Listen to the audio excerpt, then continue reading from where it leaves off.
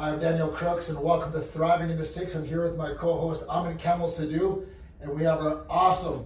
I'm very excited for this guy, Samir Vyas. You have a master's degree in Asian culture. You are a dedicated life coach, founder of Red Oak. Mm-hmm. Sorry about that, Red Oak. And you're a gifted communicator with a deep understanding of the human mind. Mm-hmm. Samir, welcome to Starting in the Six, man. I can't wait to hear what you have to say. My absolute pleasure. Thank you guys for having me. How was your drive down here, man? Drive down here was good. Yeah, there wasn't too much traffic right until we got into the GTA. Yeah. Because I was coming up from Kingston. But yeah, it was a smooth drive, just that little bit of traffic, but I'm happy we're here right now. Awesome, man. Yes, man.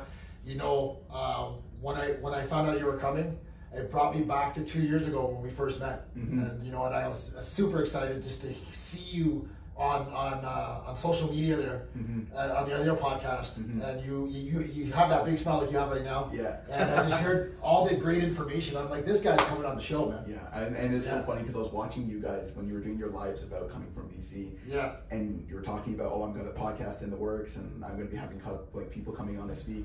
And I was just happy I was listening, but now to be here and to be part of it, it's funny how life works. Of course. Yeah, I'm so happy. So how was the life coaching thing? First of all, actually, let me back up, man. Sure. University of Hawaii. Mm-hmm. How's Hawaii, man? I've never been there. Yeah. Oh, you haven't been? Nah, man. I've That's never been your to next Hawaii. trip. I have to. It was like when you land on coming off the plane, it's Yeah. like home. It's so calm. So the people are genuine. They're down to earth. One of the biggest things I got from them is it's a no rush attitude there. In Hawaii, they just have this sense of because it's an island, you already know it's already it's all going to come in full circle, you know. So they don't have that rush. And being able to be there for my master's, where I studied Asian religious studies, that really it was almost less about the school and more about that experience, the cultural experience. And you would go to the coffee shops and you have businessmen, you have teachers, you have students. Everyone's wearing their Hawaii lay down, everyone's very shoulder to shoulder, and you don't get that sense the way I experience here in North America. Is people are a little bit, they have that mask on them. You don't always connect with someone face to face and get their genuine expression. Yeah. Everybody there is so much themselves, and I don't know if it's just the air and then you have the ocean and everything, but people are more themselves. And that was when I actually came back to Canada. It was a real realization that you can live life differently. You can embody these things, and you don't need to be on that go necessarily to be experiencing your life. Of course. Mm-hmm. That's awesome, man. You know what? My family's from Jamaica too, so it's kind of like an Irie feel is what you're saying, right? Yeah, laid back, absolutely. and they're very if you ask them a question whether they like you or not, they're gonna tell you. Yeah. It's very grounded. Yeah, they're not caught up in the same kind of the way we're thinking things so fast, and we're always kind of trying to prove ourselves. Yeah. I feel there it's very just straight shooting.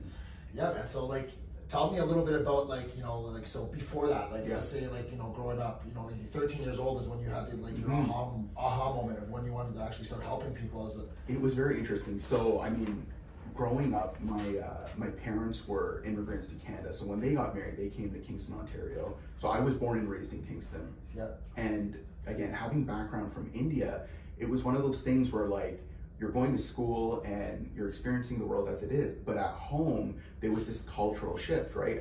My parents were both spiritual, not overly religious, so there was never a forcedness around religiosity or anything like that. It was more of a questioning and understanding life. And then in 2003 we actually went to India. So I was 13 and we went to India, and I remember getting off the plane. It's 1 a.m. we land in Mumbai, and it's alive. The city's alive, but you're seeing in front of you, kids are still awake. There's a lot of kids who are homeless, and they were literally in the garbage.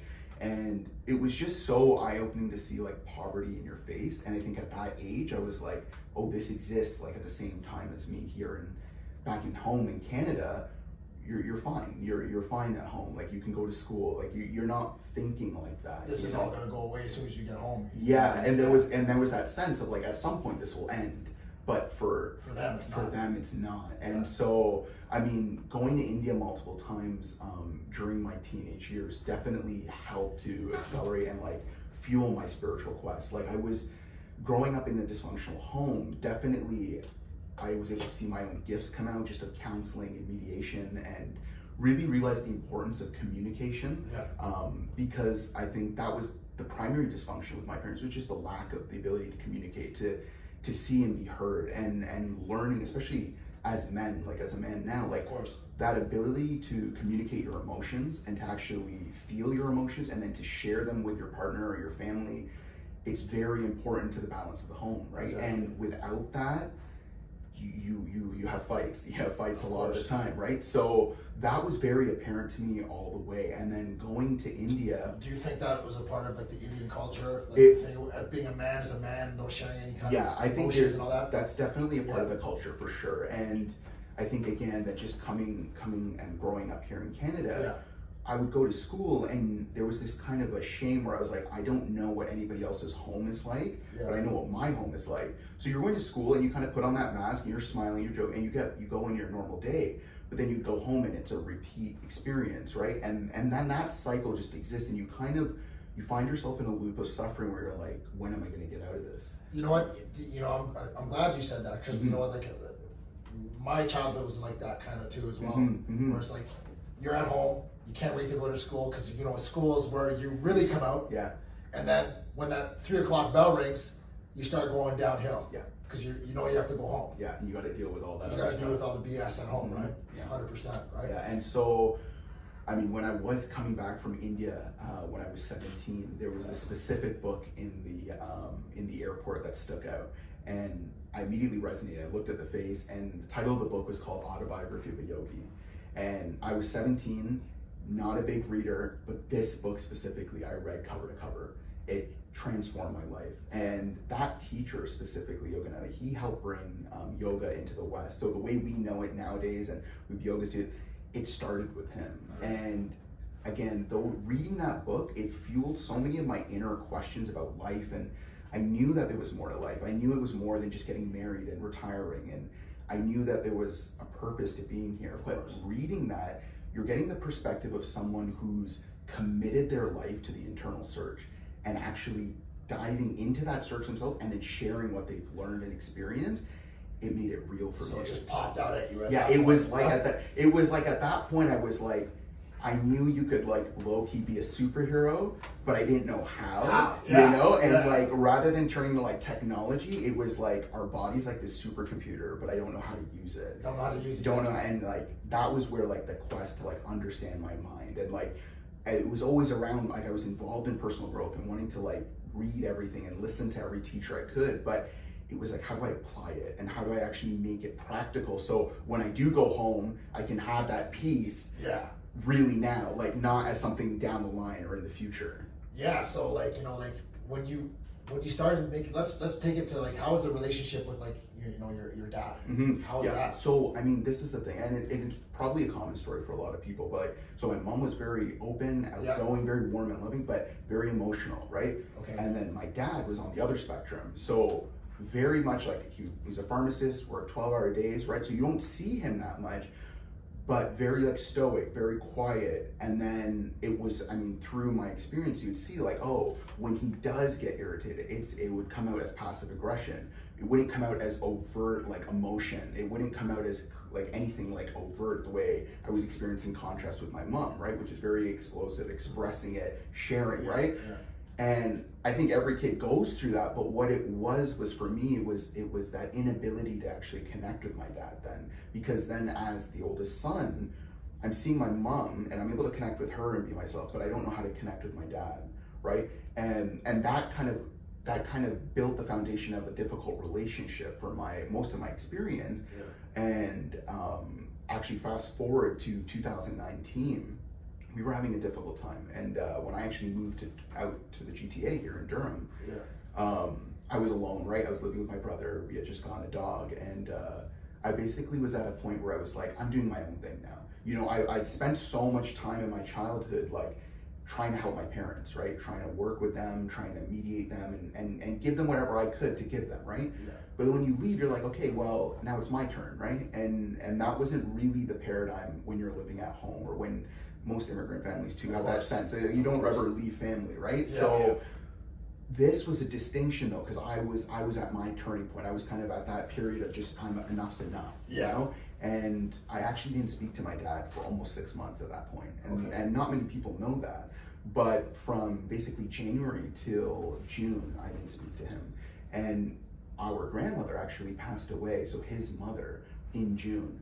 And I go to the funeral, and my genuine way of being, very open, like my heart's on my sleeve type of thing. And I just couldn't be with my dad in the way that I wanted to. Like that genuine, like fully there for him, because This is at the funeral. yeah, just because I hadn't spoken to him up to this point. It's kind of weird. Yeah, and then on top of that, this is such a vulnerable thing, but I was like, I feel like that safeness to be my true vulnerable self right now, because I don't know how he's gonna be. And then even in seeing him, it was like, he was still doing things that were triggering me, like my old things that would come up. And that was when I realized I had a problem. Like I was like, I have to deal with this, because here again, I had moved and I thought my life was moving forward and I was building relationships and all this kind of thing. But that I was like, oh, it's okay if all my other relationships are good, but I have this one relationship that's not good. That's fine. But then I didn't realize that that was bleeding into all parts of my world. Sure. That I was basically doing the same things he had done to me. So when he was distant, I was distant, right? When he was emotionally closed off, I was emotionally closed off, right? That same tit for tat. Programming. Exactly. And it literally mirroring what he had done to me all my childhood. I was kind of sticking it to him, saying, I'm doing it to you now. So you as a wellness coach, you would definitely know what that programming is, right? Mm-hmm. And a lot of people, I feel that they don't even realize what the programming is, or that even happens. Yeah. You know what I mean? Absolutely. And I think the people that are most, when it comes to success in business and even knowing yourself, Mm-hmm. I think the people, I know the people that actually are aware, become aware of that Mm-hmm. and know how to battle that, that's when they start becoming successful and moving forward in their life, right? Absolutely. I was actually just on the drive up listening to an audiobook by Robin Sharma. Yeah. And he was like, it's not very common to associate emotional healing and like financial success and high performing functioning, like high performers, right? Yeah. But he's like, that's the key. And that's the key for all successful millionaires, business people who have found that money isn't the answer, right? Because it can't be the answer, right? True. It came after. So how can it ever fill what was original, right?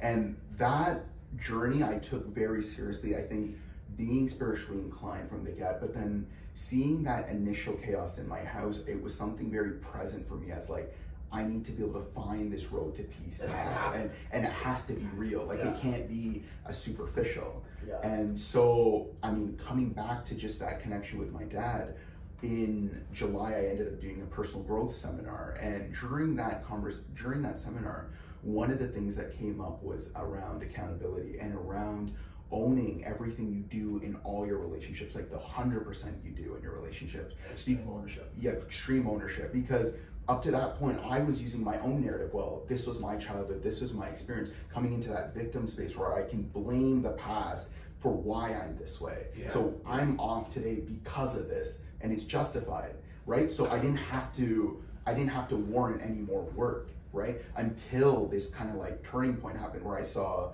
at like such a profound experience. It's a funeral, right? And it's my last living grandparent. Yeah. And here I am not showing up the way I want to show up, right? And so that was with a pause of reflection, but then going into the conversation, I'll never forget the leader of the seminar, and he specifically told this story about two brothers who had come down to the same conference a few years ago.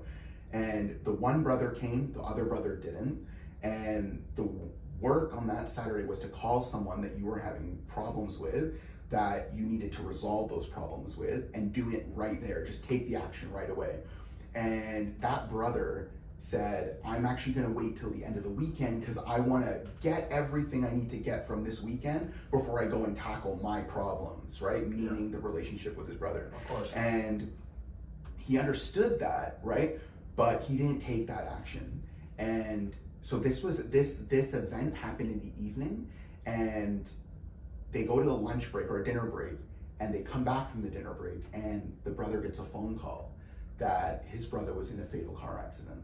Wow. And that was like when my heart dropped. I was like, whoa, like it kind of really hit that I'm taking time for granted. I'm taking the people that I love for granted, but really taking that like one sore spot in my experience, meaning my relationship with my father, for granted, to the degree that I'm because I'm upset right now, I'm writing it off, you know? And so I picked up the phone at that point. Like as soon as once I heard that, I called him. We had like a full hour chat and fully took, wasn't going into the conversation for him to change, wasn't going into that conversation for him to say, yes, this, and this.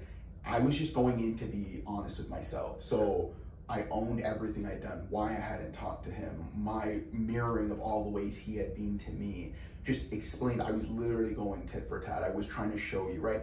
And I don't even know if this will change anything, but I do love you and I do see you, you know? That's awesome. And that was the beginning. I mean, it definitely healed a big part of our relationship, but what I noticed after that, and he did have a positive response to all that, but when I noticed after that was that the triggers that I was before getting worked up by, even like, it would be like the thing of like when someone triggers you, it can be like they just walk in a room and you get affected. You know, they just look at you and they're not even coming at you from that field, but you're just affected because you're dealing with unresolved stuff, right? This is what you're attracting. This is what you're vibrating. Yeah, because I'm so pissed at this thing, and so I'm only drawing it closer to me, but then I'm even more disconnected from it, so I'm pushing back harder, but then it stays stuck. Exactly. You know, and so that was where I was like facing it, seeing it, acknowledging it, and then coming to that acceptance.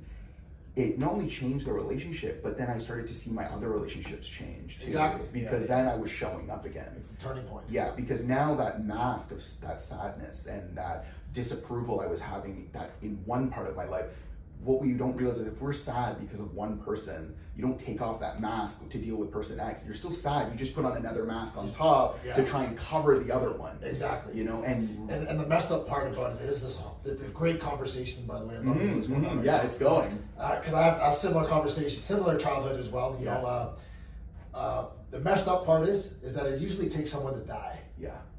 That's close to your family for you to wake up. Wake the fuck up. You know what I mean? Like with me, it was my brother.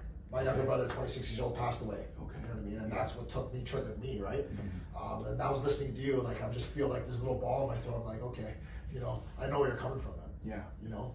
So what was the turning point? The turning point was there, okay? Yeah. So when did you figure out, like, you know, like I wanted to work with people? Or, yeah. So I think, truth be told, like I kind of had this sensation, like, early childhood that I knew I was going to do something in the world in the regards of helping people and being there for people. I didn't know necessarily what context.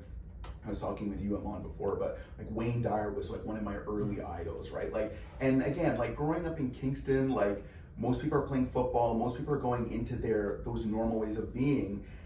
For me, I was very different like that. I was just investigating these inner worlds. Like for me, understanding how we work, but really like getting to know like, what's the difference between theory and direct experience, you know? And then and somehow I knew everything I was learning was somehow gonna be a form of teaching. I didn't know how and what capacity or what it would look like, but I knew that was gonna be the case. And so I just like, I went through high school and I was thinking I was gonna go on the path towards science. I was like, oh, doctor sounds good. I can serve a lot of people.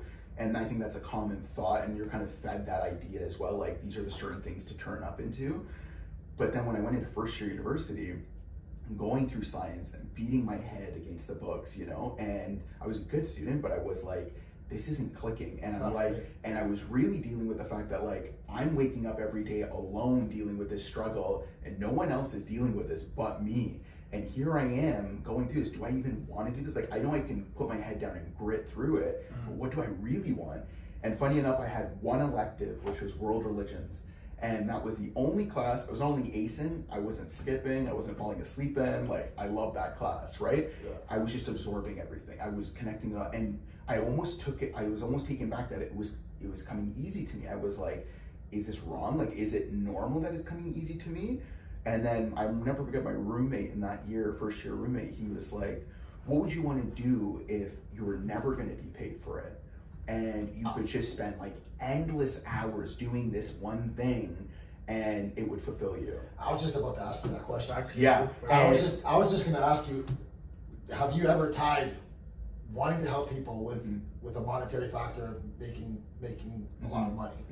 And I think seeing like Wayne Dyer and Tony Robbins, I was like, you can help people and be successful or make it in the world where you're financially free, right? But I was like, these guys have built something around them and their journey, and they made their journey the centerpiece of it. And now it's so much more common with people like Gary Vee, like you have like Grant Cardone, you know, Robin Sharma, all these guys, they're building brands around their journey. Around their journey and spirituality. And I think that's something, again, like I kept my spiritual life so private for so long. My natural tendency was to do all my personal growth and my spiritual development for myself, but then present another side of myself to the world. You know, and that is very interesting that you say that too as well, because if you really pay attention to those big names that you just said, yourself, myself, I'm gonna be here sitting out with you right now. I think about 95% of those names, and there's a lot more too as well, have gone through some terrible times to really find who they are and really understand what it is to be a human being. Literally. You know what I mean? Like, literally. Like, you know, a lot of us are about money. Let's get the money when we first get into sales or whatever it is. You know, we both work for the same company. We know what the hell we're talking about, right? I'm gonna do the same thing. But, you know, it takes something to happen. May not happen when you get in, but you start thinking, okay, what is it that I need to do to feel really good? Because money is just a mask. It's a mask. And it's a tool, right? It's like and a lot of people have like mixed paradigms around money. So like you grow up, you hear like money's the root of all evil, or money and you breaks up families, or you won't have anyone around. And then these get lodged, and these are the part of that programming that we get, right? But once you realize money is like, it's like breathing. Like it's a way to express yourself. When you have it, and money is a dance. You have to dance with money, right? So like learning to move with that pace, you learn you have to be detached. You have to detach. Because if you are attached and you're wanting the money, you're never getting a sale when you're wanting it. It usually just comes out of nowhere. Exactly, because you finally let go. And when you actually let go, it's like that whole thing about creating what you want is you start with your word, you ask for it, right? And then in asking for it, you actually put it out there, and now it starts to morph in the field until it actually starts to actually appear in your world. But most people don't realize is that we have so much attachment to what we want, and we're so scared that if we let go of our attention and focus on that thing we want, we're not going to get it. We're not going to get it. And whether that's like keeping your family together, or it's getting that job, or getting that car, or marrying that person. So usually when people say they want it, they're actually pushing it away. And it is, and that's why it's like a dance, right? You've got to ask for it, but then you've got to keep building your life. You've got to keep loving life. You got to let it in. And a lot of people don't let it in because we've grown up in a system, in a society that's conditioned us to say, fit in here, right? Only appear in this way in the world. And yet we hear all successful people saying, earn multiple streams of income. But how do you earn multiple streams of income if you're functioning one-dimensionally? You need to be accessing yourself in all dimensions. You gotta be able to access yourself physically, mentally, emotionally, and spiritually. And even now, like having this conversation with you guys, I'm choosing to show up in the world openly and vulnerably, which means sharing my spirituality, but also means sharing my past with my family. And making it okay to talk about the fullness of being human, right? Like most great creators in our history have gone through that dark night of the soul. They've gone through that period where they've not only felt alone, they feel like the world's falling on them, and they might physically be bankrupt or have no one around them, and it feels justified. So let me ask you a question then. What would be that person to you? For me, it's Martin Luther King. For me, it'd be Dr. Martin Luther King. You know what I mean? In terms of the person who you saw went through, and they're spiritually inclined. They have and they kind of a goal of just helping humanity. It was, I think, but they've gone through that dark night. That darkness. And I think so. That's a really good question. The first person that came up was Gandhi. Because I remember in actually public school reading his book and Martin Luther King's around the same time. And both of those people, they're kind of showing me like in real action, like through their lives, they were imparting change, but through inner transformation, through inner recognition of what's real, you know? And this was this whole thing again, like especially in our consumer reality that we're in, it was like, nowadays it's so easy to just watch everyone else do it.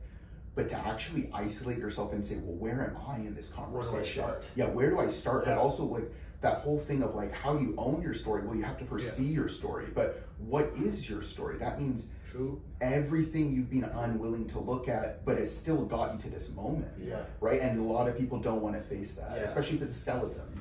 So let me ask you this. Like, I've seen this thing, one thing very common with people, and since you said story, story has to come up. Every one of us have it, right? The only thing is, some people are open to share it, some people are not open to share it. Most people I've seen on this journey of personal development, I've seen reading a lot of books, I've seen this one thing, that people are not vulnerable enough. They just don't want to be. Let me ask you this, like, what do you consider vulnerability as? Is it like a weakness? Is it like a strength? I can feel the energy from you, what you're going to speak here, for sure. But it's just that I want to know, what exactly do you understand by being vulnerable? Is it like a strength? Is it like a weakness? What do you consider? So I appreciate the question a lot, and I think, I know what the stigma is, that vulnerability is a weakness, and I'm going to speak from direct experience. But vulnerability has not only been my strength, but it's been the way I've actually seen my life move forward. Perfect. So being vulnerable means it's not me going and talking to person X, Y, and Z about, my past and my story and all the shit that I'm dealing with.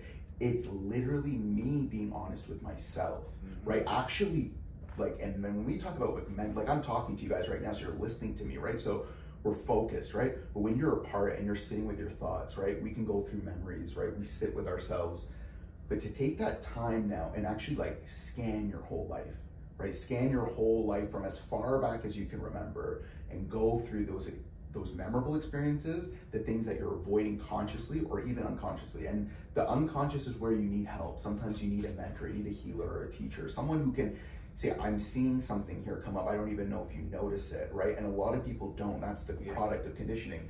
We're literally doing things, but we don't see what's in our blind spot until we actually look in our blind spot, right? Outside source. Yeah, and you need that. And again, that was part of the process of my vulnerability as well, is looking for help, realizing that it's okay to ask for help outside of me, but that wasn't my way right away, because right away I wanted to try and figure it out on my own. I was on the journey on my own. So I'll take and consume, but I'll try and sift it all myself and trust my own knowledge and intuition, right?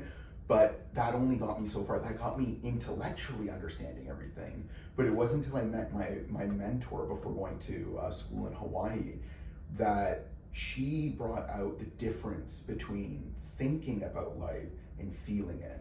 And actually stepping into honest feeling, which again, the whole rap is like, especially for men, right? You show up with a mask, or you show up with a shield of armor, you show up in protection so you can fight and provide, right? But that is an old concept in a reality that doesn't match where we're living right now. Exactly. And I handed you that book, which I highly recommend to everybody. It's called The Way of the Superior Man by David Deida. And this book actually honors the process that men need to go through in the modern era, which is to become a superior man, you have to become able to see all parts of yourself. Of course. You need to become vulnerable enough to actually not only feel your emotions, including anger, sadness, shame, right?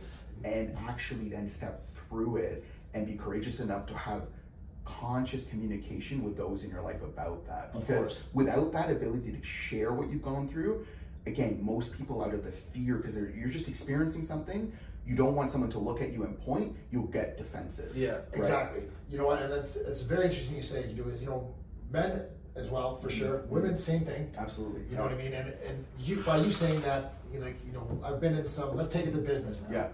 I've been in some businesses where it's like, you can't show any vulnerability, show no weakness. You got to put on that mask. You got to come in, you got to be the tough guy. You got to make sure your team's, performing. Yeah. And I'm saying this with intensity because that used to be me, man. Yeah. You know what I mean? Absolutely. Up until recent too, as well. Fair. That mask, I just took it off actually. Okay. Okay. So that I think a lot of people are going through that in the workforce. Mm-hmm. A lot of people are actually scared or terrified, I should say, of showing that vulnerability to anybody that's on their downline. Yeah. But not understanding that vulnerability is going to help raise your vibration. to the point where you got to be attracting into your business without even having to work at it. That's conscious leadership. You understand what I'm saying? Absolutely. And that's what I think a lot of people are lacking Yeah. in this workforce, in the sales force especially. Yeah, leaders and entrepreneurs, especially because they have their hands in so many different pots and they're always go to the next thing. They're literally building so you can leave that thing that you just built and go to the next thing. You're dealing with so many moving parts, but if you don't take that space to actually become honest with yourself and to listen to that inner nudge, that inner whisper that's guiding you through the process, you then start doubting yourself. Yeah. You start to listen to other outside voices that don't know you, they don't know your stream and where you're following your inner guidance from. Being able to be honest, like, I'm actually scared right now, I don't know where the business is going to go here, and sharing that with your team, being honest about those different sides of the business, you're going to breed better leaders and business owners. And they're going to want to help you. And they're going to respect you. Because Yeah, they're going to be like, this is a leader I can follow into battle because they're giving it their all. Yeah. If they're coming in and they're putting in their 8 hours and then disappearing when the clock is done and they're not showing you that other side, it becomes almost an illusion of what it is. It's like the old version of Instagram. Like Instagram before was just like a way to just show people pictures. Yeah. Now it's a business tool, right? Yeah. It's shifted into that where it doesn't matter if you look good or not. Are you producing value? Exactly. Are you sharing? Exactly. And it's good that you said that, because one thing I've learned with especially learning the ways of how you have to lead properly is the vulnerability itself. And that's why I asked you this question, because since you said that, like, being vulnerable is when your followers or your team members who are actually looking up to you, they see that, okay, I can do this because he is the same way like me. So I don't have to put up any mask here. I don't have to be a certain way to like fit in, and then that's only when I can do this and X or Y or Z. And if I be this way, then I'm accepted. If I'm not, then you see where I'm coming from. You actually build a stronger culture like that, Absolutely. because you'll find the newer people who come in with those masks and those old conditioning that say, I need to keep the mask. If you've built a culture of safety and a space where people can be themselves, they're going to find in like 2-3 days that vibration is going to shift, and they're like, I can actually let this go. This old part. I can talk to somebody about Yeah, exactly. and then the game changes. Yeah. They're going to make more money no matter what. Exactly. Mhm. And that's exactly what we did here by bringing that change, because I saw that in your lives and your videos. Yeah. yeah. It was good, right? With the office dancing, Exactly. everything. And you know what, man? I'll tell you one thing too as well. Because you know what, the team I've built here with the help of Aman, Vinny too as well. I really learned from them by being that vulnerable leader. Yeah. Because when these guys actually opened up to me, is when I started being actually really vulnerable. I was like, because I used to be this hard ass coming into the office. I wouldn't even let these guys yawn. Yeah. Like, you're not fucking tired today, man. Right. Stop yawning. Right. Like, you know what I mean? But then I opened up vulnerability, and that's when that's when everything blew up. Yeah.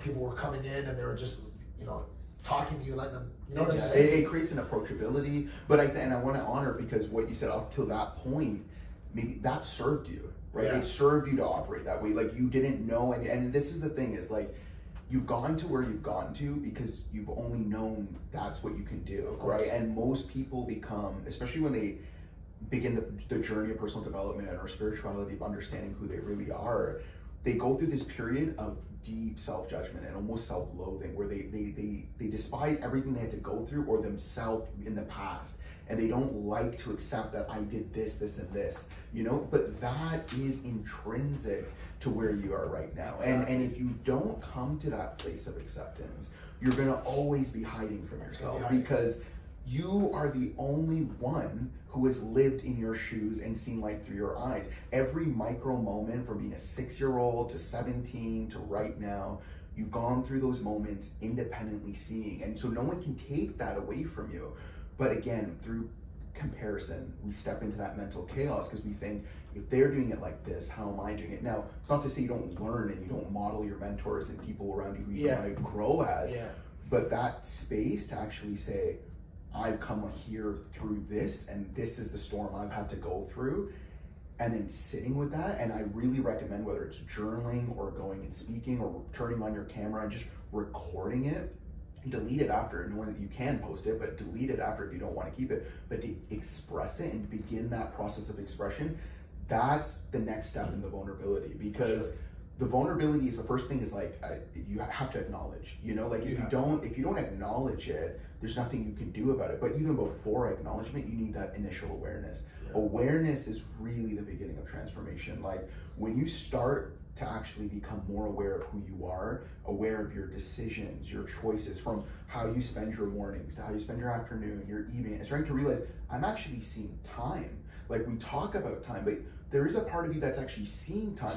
There's a part of you that's go, go, go and doesn't stop in that motion, but there is something in you that's watching. And that's really the beginning. And that's a lot of the work I actually focus on, is coming into contact with yourself as the one that's watching. Because that personality we've cultivated, that part of us that's being conditioned, it in and of itself has its own life to it, right? And it has a certain level of investment, belief. It's like you said, like showing up with that intensity. That's how you're seen, that gets certain things done, right? But what happens when you take off on that, right? And you're sitting with yourself in the chair or on the drive home, right? And maybe in that intensity, you affected someone in a way that you didn't necessarily account for, but they come back later and they're like, oh, I didn't really like how this was, and you weren't even meaning that, and then you're sitting with that, right? So where do you go when you start to actually sit back? So there's a part of you that can actually like right now, you're listening to me, so there's that physical input. But then I can tell you about something like you're remembering, right? So you're remembering an instant. So you're starting to see a memory as we're talking, right? And this is something I like to draw attention to, is that you're capable of seeing physically and non-physically. True. You're seeing your mental experience all the time, and privately, you can be with me right now, but you could also be somewhere else completely, right? But then there's another layer to that, which is your emotional experience, right? Emotions don't have that same physical quality necessarily, in terms, you have a body reaction, you might not have an image, you might have something that triggers the emotion, but the emotion is the feeling, it's a vibration. And so you actually have to allow yourself to notice now, you actually are aware of your emotions. So when you get angry, I can say, Daniel, you're angry, but you're not angry. You're experiencing anger and it's come up into your field, but you're still aware of the anger. You might now get involved in the anger and actually associate with it, and there might be a triggering incident that makes you feed into it and go into it more and more and more, and it spirals. But you are yourself, like who you actually are not anger. You see what I'm saying? It literally changes the space from where you experience your emotions, because now you don't even have to self-identify as I'm a hothead or I'm this guy who just flies off or something, right? You can just be Daniel, but you're angry right now. Okay, be angry. Maybe there's a justified reason for that, right? But then that doesn't define you. That's not who you actually are, right? So if I give this an image, we talk about the ocean, like water, right? The ocean is never actually still. And maybe a pond or something, but the ocean, the waves are non-stop. And I like put this on as our mind. Like our thoughts are those waves. The waves never stop. The thoughts never stop. Good, bad, ugly, our thoughts are going. You can try and compartmentalize. You can try and get away from the thoughts, try and do positive affirmations and everything, but it stays surface. But really what affects those waves underneath is the current. Right, so most people, you go in the ocean, doesn't matter what the waves are doing. If you get caught in the current, you're pulled out, right? And so, what's the current underneath thoughts? It's the emotion. So really, like if someone comes into your office, you know, and they have a bad look on their face, right? And now that look could have been enough to trigger this thing. Oh, I've been watching this guy; he's not putting in work. So you have a story about it. Now you're already engaged in the emotion. The anger's already pulled you in. So you have 1 foot in the anger, 1 foot in the experience. It's justified to you. Now it deserves your attention. So, and this is the second thing. Attention is the most priceless commodity we all have. And it's the thing that is being siphoned in every direction, from social media to our families, to our partners, to our visions of what we want to do. Attention is just going, right?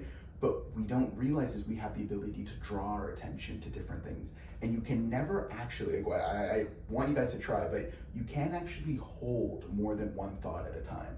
The same thing goes for feeling an emotion. only are actually one-pointed, but we distract ourselves enough and with enough noise with the things that are going on in our head, so we think we're multitasking. But to actually execute and get something done, you have to be one-pointed. Exactly. Yes, and that's the challenge, because you know, through some of the audios I've listened to, they say extreme focus comes from 68 seconds of thought. That's hard.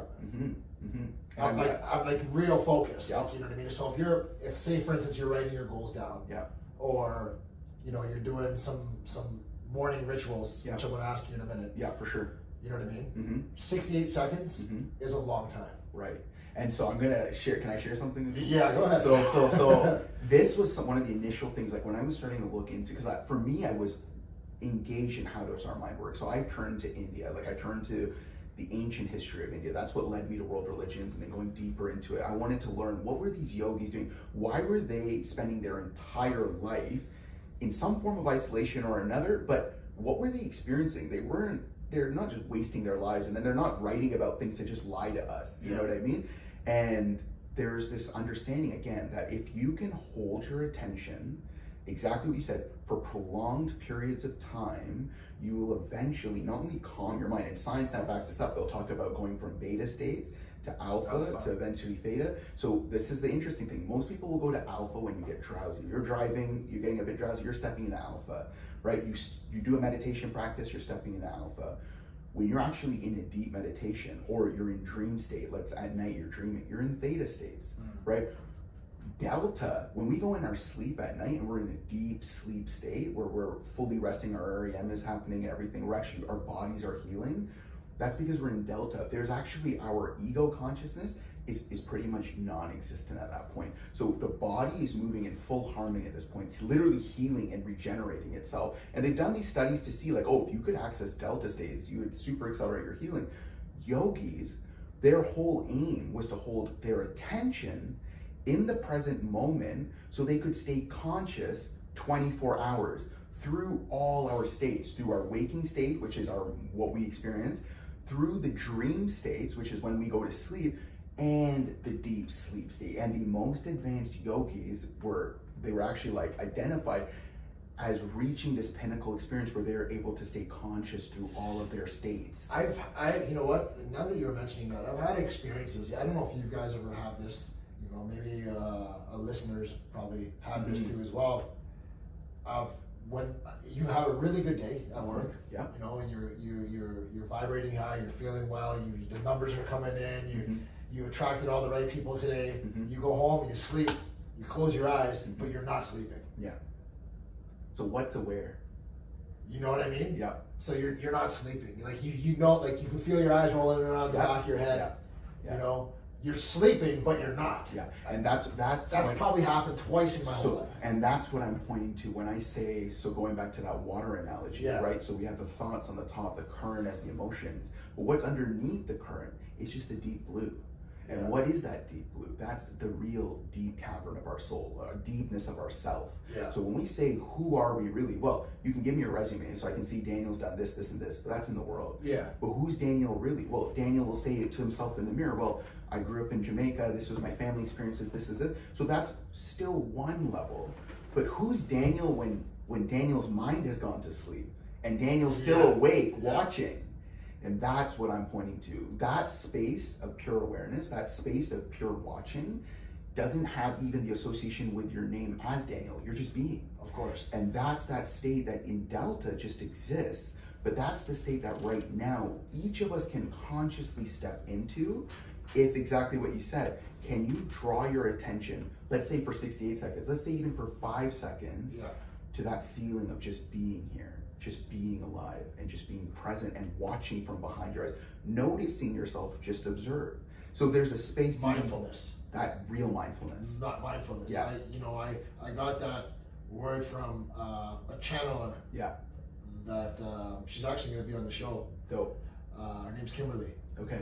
And she's like, you need to slow down, man. You need to slow down. Like you're all about the numbers. I can tell.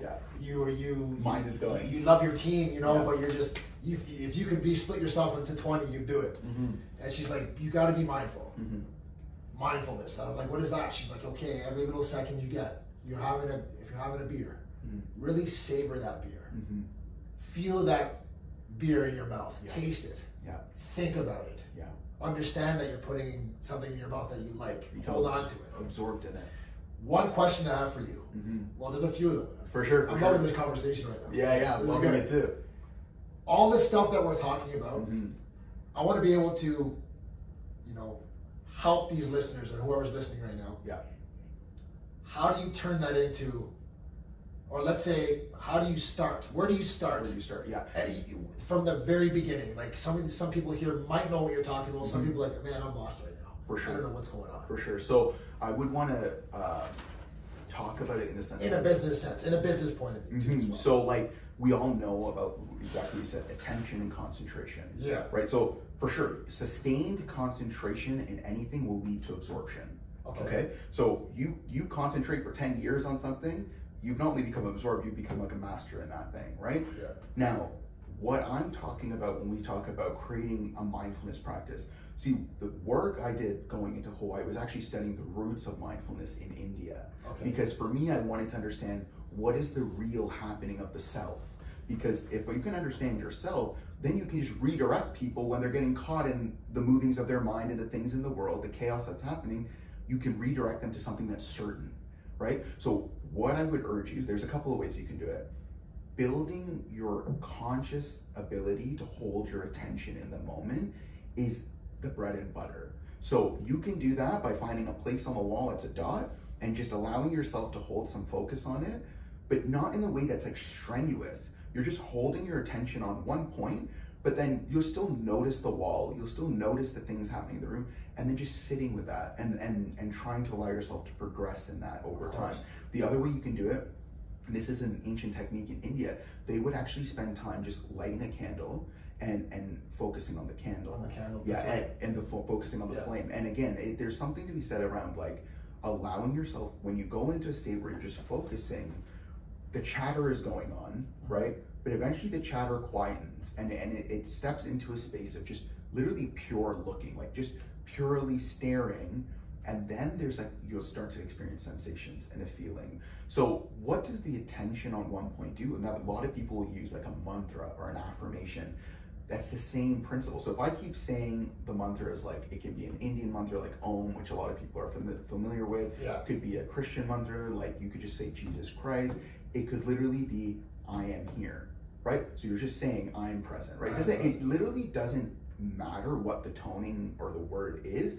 It's something for you to actually grab hold of while your mind is going a mile a minute. So that's the work, because the mind literally operates like if I was to have 52 cards right here and I was to just throw a card at you, your mind doesn't care which card you pick up, right? So it's just throwing you cards and wants you to get your attention on it. So it could be the first thing you see on social, that's got your attention, perfect. It'll just let you focus in on it because your mind thrives, literally thrives off of your attention.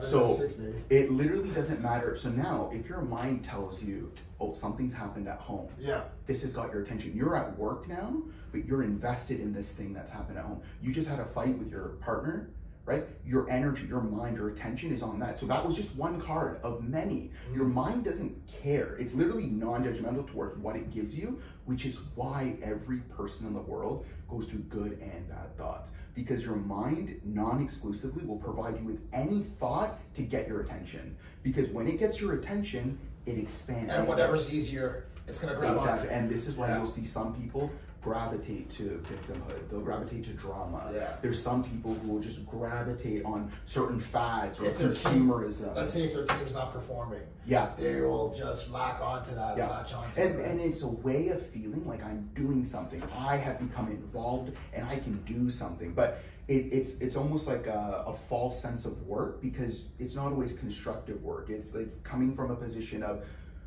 wanting to control something that's outside of your control. So where do you actually get that control? And it starts for leaders, it starts for business owners, it starts with every individual realizing, let me just bring my attention into my control. Then I can focus on helping control my team, helping control my income, helping to build this, that, and the other. If you're just trying to get lost in the way the world is going, you're not going to have any inner strength, you're not going to have any certainty, you're not going to have that capacity in unknown crises and in chaotic times what to fall back on, because you've just been relying and becoming dependent. And it's unfortunate, but now with the ease of technology and the ease of computers, people can just absorb themselves in other people's thinking and completely lose track of their own sense of being. And that's the primary focus of my work, because the amount of anxiety people are dealing with nowadays, the amount of depression, that just the mental health on the planet, right? It's almost like we've done some level of education, like in academia, and people have been studying this stuff in their own pockets, and a lot of people go through those dark nights of their soul, come through with their own wisdom, and they want to share and help people.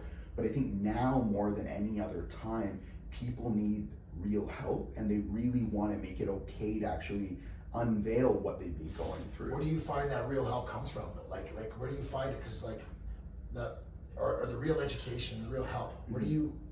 A lot of people depend on school. Like, a lot of people think they're going to find their answers spending 90 grand in their whole lifetime getting a degree.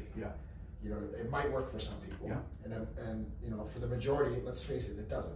Well, I'm aware of people too who go through that process, having that expectation that I'm going to have X at the end of this process, and getting X, and one of two things happens: either they stay and they have this dream job and they're so happy and they've been told what they're going to get, and it actually doesn't fulfill them. So that's one avenue. The other avenue is they lose that job. Right? Like if they work so hard to get to a certain thing, and then they get it, and that industry closes, or that job, or they get the job and they lose the job, what happens to the identity of the individual, their family, their school, their whole timeline up to this point has been leading them to this, and their story in their head that's gotten them through their hard days, just get to this point, and it will be okay. But what happens when it's not, when you've been given a curveball from life and something happens, and now you're sitting with yourself? This is all you know. And then this happens, and then most people, and I feel really like it's a sad thing to see, but most people will, I mean, they'll either fully fall into depression. A lot of people will fall into bad habits. There's a lot of people who commit suicide, right? And suicide is really the hard one to swallow, because I've seen kids from undergrad, finishing school, or even in school, dealing with that mounting pressure and expectation of how it's going to meet their projection of what their life's supposed to be.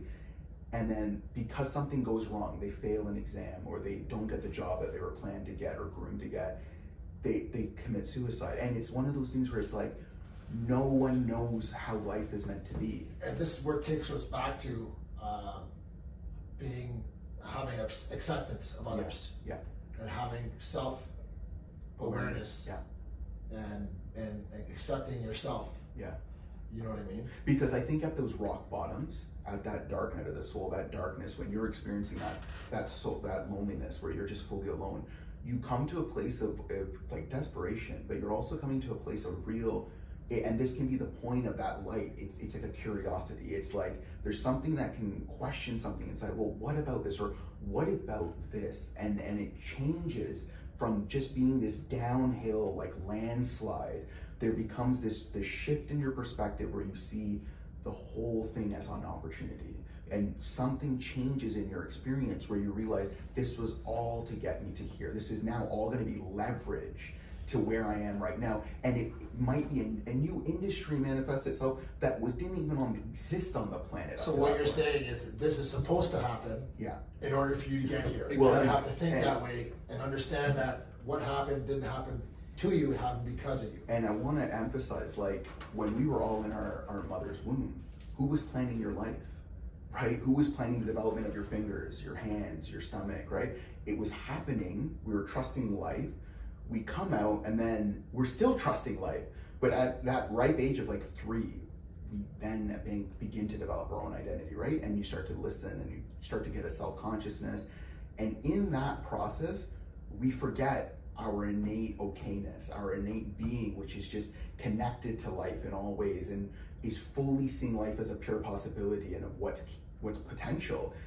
but then we step into the headspaces and the narrow outlooks of what people tell us is okay and who we need to be to fit in. And in that journey, then we don't feel comfortable, but we're good. So we want to fit in. We want to listen to our elders. And that's the process of conditioning. And then it's somewhere along the lines, you're like trying to fit in a size small and you're an XL and you're like, what's going on here? You know what I mean? So, and I think that's the point where then you come kind of what you were talking about, where you either take off the mask wholeheartedly or life does something to knock the mask off and your ego gets knocked. You took it right out of my mouth, man. Yeah.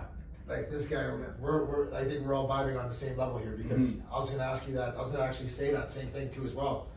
It's either that mask, you take it off, because I've been in trouble. Yeah. But that mask, you know, protects you. It protects you, and sometimes you have no choice but to take it off, man. Either you take it off yourself, or something's gonna knock it off you. Yeah. You know what I mean? Absolutely. Definitely. It's actually good because since we're talking about that, there is a book which I don't know if you guys have read this or not, but I actually started reading because since you're saying that, I've seen our conversations, though we are men here, men usually have this problem of sharing.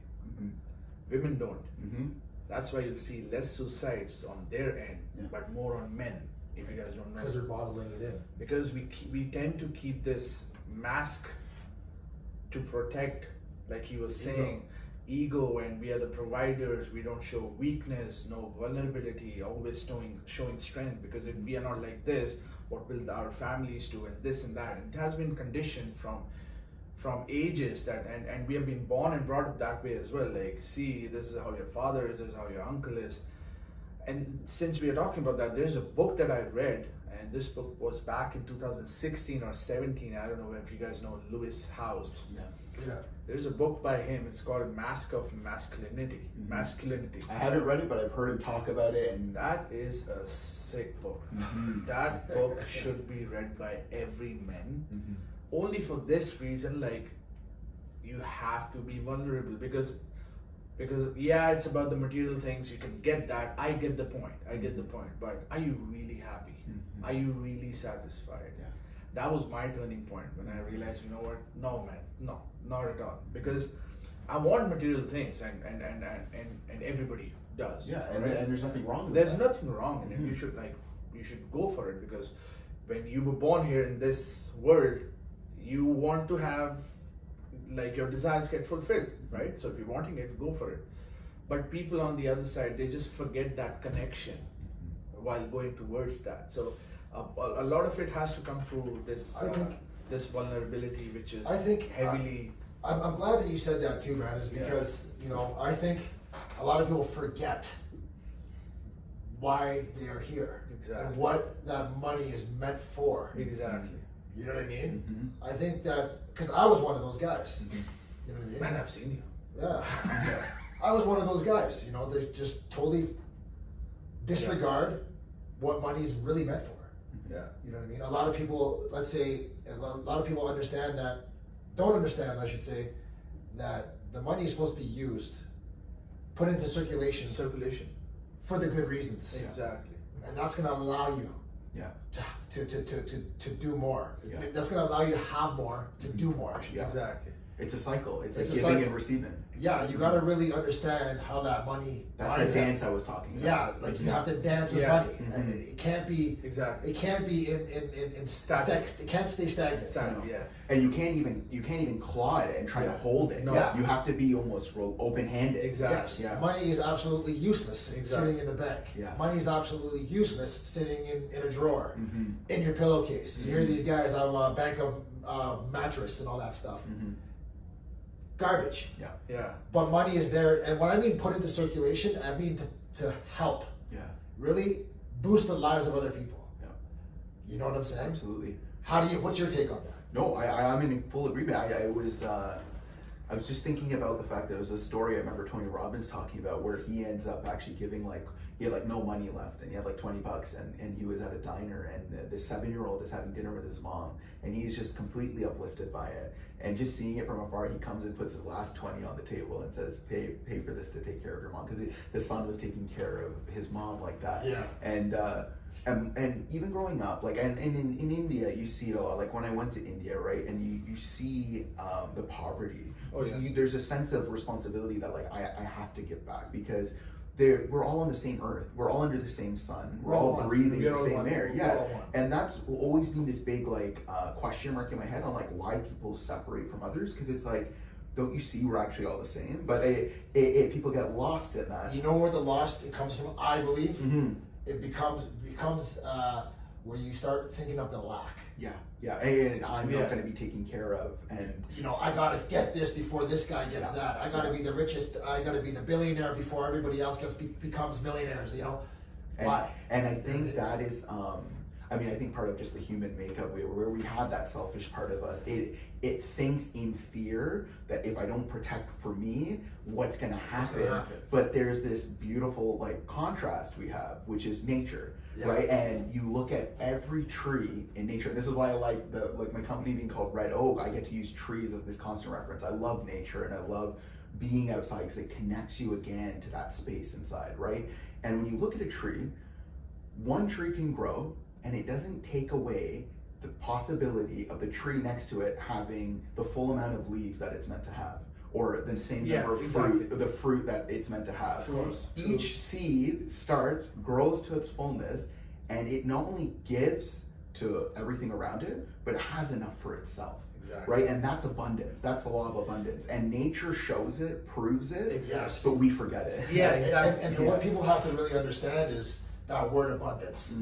That word abundance doesn't just mean what you got in your bank account. No. How many cars you have in your driveway. It's really linked to gratitude. Yeah. Exactly. Well, I think it's more so on. Let's go a little bit past gratitude. And let's go to appreciation. Yeah. Because I believe that this is my belief. This is what I know. In my own heart, that love and appreciation are the highest forms of vibration that you can possibly have. I looked at appreciation as your way of thanking God. It's like the way we thank. You're not gonna go buy something for God. Yeah. So, you know, appreciation it goes beyond. It changes your frequency, your way of being. You know what I mean? Like when you really truly appreciate somebody for something or something, you have a whole different perspective of looking at it. And that really leads into that, what we just talked about, like that space to be able to give money to someone, right? Or to be in the next Starbucks line when you go through and pay for the guy behind you, right? Or like you buy something for that homeless guy you see there, right? What does it do? It creates a feeling inside, right? And it's a feeling of not only connectedness, but you were like, I knew I did something to uplift the whole. Not only that, it does what I've learned through Aman too as well. It helps you. It creates a money mindset that you're not a hoarder. That you're not that you know that money is supposed to be in circulation to help others. Yeah. And I actually wanted to link what you said, because you said it really on point, was that like when people try and store money, like it doesn't grow, but it's also like when they try and store it in the mattress or whatever, right? It's the same for emotions. And people try and store their emotions in their mattress or in their closet, but emotions like money has to move. It has to be dynamic. And if you are holding on to that grudge or holding on to that resentment, it only creates bitterness. It lowers your vibration. You're not able to connect and attract more of that money and thing you're looking for. Well, not only that too, it's you're telling yourself subconsciously that I can't get anymore. Exactly. You close the door on life. You know what I mean? Whether it's money or emotions or you're holding on to those emotions, you're telling yourself something that's there's a block there. You know what I mean? Absolutely. Definitely, man. Really enjoyed this conversation. I thoroughly enjoyed it. We have. It's one of those things I've noticed too, like when going back to vulnerability, and you actually open the door, but you're opening the door from the inside out. Right? And that's the distinction, is the courage it takes. Like if someone has dealt with trauma, right, or they've dealt with abuse growing up, most of the time they might take that to their grave. Like they might never reveal that to someone. If they've reached out and made the bold, courageous decision to go to see someone, whether it's a therapist, a psychologist, maybe a trusted family member, right, or a religious teacher that they feel connected to, but they make that willingness from inside to say, I'm going to open up this internal door, and everything that I've deemed as like a swamp inside that I'm not letting anybody see, I'm going to open up and actually start to talk about this. That is the the bridge, the key to transformation, Yeah. because Yeah. it literally, I mean, we kill ourselves slowly, like by holding everything in. It impacts the way, if you're dealing with a repressed emotion or a repressed trauma or a repressed past that you haven't seen and acknowledged and come to terms with, you're going to be wondering, why have I become an addicted person? Why am I going to food? Why am I going to buying? Why am I going and just turning up in the gym all the time, every time? Why am I workaholic? Like these dysfunctional patterns in your life that don't let you see yourself as a balanced person. When you begin this process of vulnerably opening up about your journey, and it's safe to do that, it's your journey, it's only your life, right? You're seeing everyone else on your stage, but you're part of the stage, so you've got to acknowledge yourself in that. And when you start to do that, I kid you not, it's like, I don't want to say the day after, but it's like the next day things will change in your life. It's like a weight. And since you said that, it's actually like, just by you saying that, there's a concept known as know, like, and trust. Like I was saying, like somebody has to know you, like you before actually, and trusting you before they do business with you. If you see it, like vulnerability and abundance, they go hand in hand. Mm-hmm. How? Okay, vulnerability is like me being me, and I'm sharing what I have. Most people, when they come in the business side of things, they're like, what can I provide here? Because somebody has that, somebody has the same thing. Like, why would people listen to me? Vulnerability is the key. That is your brand right there. Mm-hmm. That makes you unique. Mm-hmm. There is only one Samir in this whole world. Mm-hmm. There's only one Daniel in this whole world. Mm-hmm. And whoever gets attracted to you and your mission and the knowing and the liking and the trusting you can build your own business. So there is no scarcity at all, which people think there is.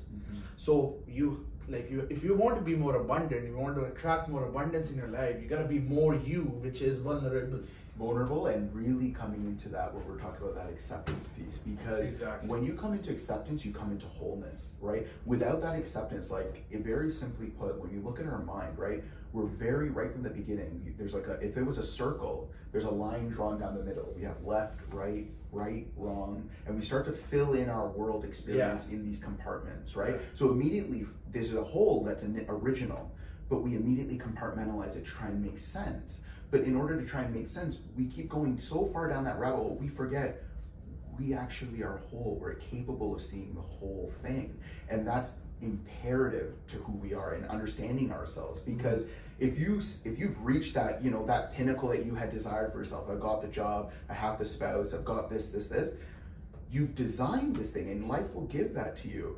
But if you think that's who you are, very soon when the tides shift or circumstances occur and you're shown another ebb and flow in life, you're going to be caught in that identity crisis of who am I again? And then you will reinvent, and that's a very common thing, like in personal growth, is like reinvent yourself.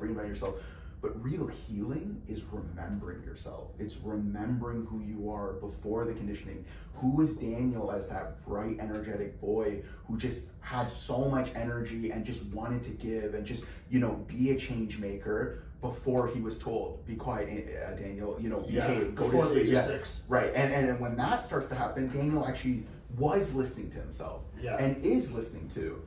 And you're always listening, but the volume goes down, and that's that process of vulnerability actually tunes you with your intuition. As you start to become more and more honest, you see these patterns being completed in your experience, like these dots get connected. Oh, I was doing this because this is what happened with me and my mom, or this happened because the way this happened with my dad, right? And you go through it, all of a sudden your relationships in present day change. Because it's the same you that was 6, and it's the same you that's here as 36, right? So you are a memory card. You're holding on to everything you go. We absorb every day, although we don't consciously remember it all. We just forget. And that's this process of healing. It's really a deep remembering. And this is where I truly respect the people that are really children at heart. Like you get some of these people that myself being one of them, man. Like you're like it too. We're all the same thing, man. You know what I mean? Like, I used to get it. I used to be told, stop acting like a kid. I was told I was too much. You're being too much. Calm down. And that's when I usually just end up leaving the room. Or Right. Yeah. You're probably the same way. Right, or be quiet. Yeah, there's no being quiet. Right, and you're telling a kid this. This is a being who doesn't have experience on Earth, Yeah. and is learning Earth through your like as the adult, their interaction with it, right? And that kid sees that adult as the defining figure, as law. True. And this is the whole thing of where we actually, as children, learn to self-domesticate. We learn to keep ourselves in line because we don't want to go against the herd. We don't want to get in trouble. We don't want to be at, there's the fear that the love that's being given to us is going to stop being given to us. Yeah. And so if we don't keep behaving and we don't keep doing this, we will be alone. We will be ostracized. And that fear holds us apart from our own self, to our own listening. Yeah. And that's this crucial process again with the healing. And again, it takes these things in your adult years, in your youth, whenever it happens where life knocks you, look at it as a blessing. Like you're actually a human at that point when you go through that period, because now you get to really grow. You actually feel the fires of resistance and coming through that into your limitless capacity. And you will never be who you were yesterday, but the core of you is watching every day. So basically you're saying is you get a chance to love yourself again. Yeah. Revisit, re-love yourself. And what would happen if you actually were your best friend and you always had your back and you didn't muzzle yourself? How authentic would you be on the planet? And that vulnerability piece we've been talking about, right? It leads to dynamic authenticity, that ability to be yourself and literally like passionate, fully engaged. Yeah. These are our leaders, these are our fire starters, the people who are making change. It's because we see them and they're on fire, literally, but they're in alignment. Their word, thought, and deed are in alignment because everything that is them, they're an embodiment of, they're an acceptance of. They're not actually in that retroactive hesitation where they try and self-correct or self-doubt themselves before actually expressing. It seems like you have a lot, well, I know you have a lot of experience with this. I can feel it from you. What are some of the morning routines that you have? Because everything starts at the beginning of the day, man. And you know, it's so funny because I didn't even learn that until later. Like I was like seeing people's morning routine. I was like, oh, they're doing the morning routine thing. But I was like, if you actually acknowledge life, every day should be like something you're looking at, not just like the morning. But I didn't realize actually until quarantine. Like a real routine. Yeah, where and it changed me for sure. And like I actually understand the value of having that routine. But before that, it was almost a little bit of an arrogance of like, let them do it, I don't need to do that. And I think that can be said for a lot of things that exist nowadays. I always urge people, like, don't take what I'm saying at face value. Like, take it, apply it, see for yourself, get curious, right? Because till you get curious, you're not actually gonna try anything. Whether it's a new business, it could be the best business plan that leads to financial freedom. But if you're not even curious, you're not even gonna be engaged enough to go in that. Go do it. Yeah. Right, yeah. And so the morning routine for me, especially during quarantine, so I'll focus on what that looked like. I mean, I think like a lot of us, we realized you're stuck at home, but how do we want to make the most of our days? And for me, it was a realization that like, what really matters? Like, what are the things that are non-negotiables that if I was to like low-key literally die tonight, what would I want to make sure I did today that I know, okay, I did these things today, right? And this was when it was a reminder again for me of like, in my faith is extremely important. And for when I say faith, people are going to come from multiple backgrounds with this, right? Like I studied world religion, so I understand that. Faith is really just your time with yourself to quiet outside of that noise that your mind is constantly giving you. And most people, if you're like me growing up, you wake up and the thoughts are going. You know, like you almost don't even get that reprieve. You know, your thoughts are just going. And taking the time to actually say, okay, I'm gonna lock out at least an hour, you know, and in that hour, I'm gonna spend time with myself. And so I ended up reading, and I highly recommend it to you guys, but also the readers or the listeners, is the 5 a.m. Club by Robin Sharma. And so I read this book or heard this book on Audible during quarantine, and it changed me. It was definitely a book, like he has a really nice way of writing where he uses fiction to impart spiritual truth and wisdom that's really practical. So it's a story, but you're like, oh, I need to do this kind of thing. And he talks about the power of that 5 to 6 a.m. Now, it doesn't, for me, and to this day, like, it's not about me waking up at 5 a.m., but it was me locking in the time I give myself in the morning. So whether I wake up at 10 and then I do my practice from 10 till 12 or 10 to 11, I'm gonna do that and then start my day. And that's what quarantine allowed me to see, was like, I'm gonna use my mornings as time for Samir so that I can actually refill my cup, so that I can be available, show up fully for my family, friends, and clients. Yeah. Because what I was running into, everything prior to that, and quarantine was definitely a blessing in disguise, because it allowed me to step out of that rat race and that kind of come out of that like busy being busy, and being able to actually see like, what really matters, Samir? Like, what do you really want out of your days? What are you trying to create? Where do you want to go from here, right? And to be able to do that, you almost need to pull out of the matrix, because when you're involved and you're engaged and your days start, you just go and then you come home and you're done, you relax a bit and go to sleep, right? So you lose time, you lose that crucial time to find out with yourself, check in with yourself, what do I need? And so focusing on what I've done, I mean, I've really, just simplified it to prayer, so some form of prayer. So for me, it's reading some Vedas and things like that, which come from the Indian background. But then on top of prayer, it's like a prayer which is without guidance. So just me actually praying, and just that's like a deep asking. So like it's in my process of vulnerability, my prayers have actually become clearer, because I was actually trying for a long time to that mask I was so conditioned to present to the world, presenting that version of myself to my inner self or to God or whatever you want to say. I was trying to present a nice prayer, if that makes sense. Yeah. And I realized, if God is everywhere and everything, he's seeing everything. What am I trying to hide here? I was like, well, who am I not being authentic with right now? You know, and it was with myself, exactly. Right? And that's when I started actually like deepening my inner askings and my inner questioning. And so that was the first part. Then it's a meditation practice. So the meditation I do is actually in follow-up with Autobiography by Yogi. I was inspired to go and seek out the meditation he taught, which is called Kriya Yoga. And so it's called Kriya Yoga, yeah. And I went and I found that and was initiated back in 2007. But that practice was always on and off for me, because I didn't have a morning routine, and because I thought, oh, it's there, so I can go back to it at some point. But I didn't realize is like, life gives you the tools you need, but you have to then use those tools. Not only that, I think you have to really pay attention. Yeah. Yeah. Because, you know, somebody can throw you a tool, you're just like, yeah, it's just a screwdriver. And that exactly what you just mentioned was a core part of me realizing everyone who's listening and us as part of it, when you're in your experience in the moment, there is nothing life is doing to waste your time.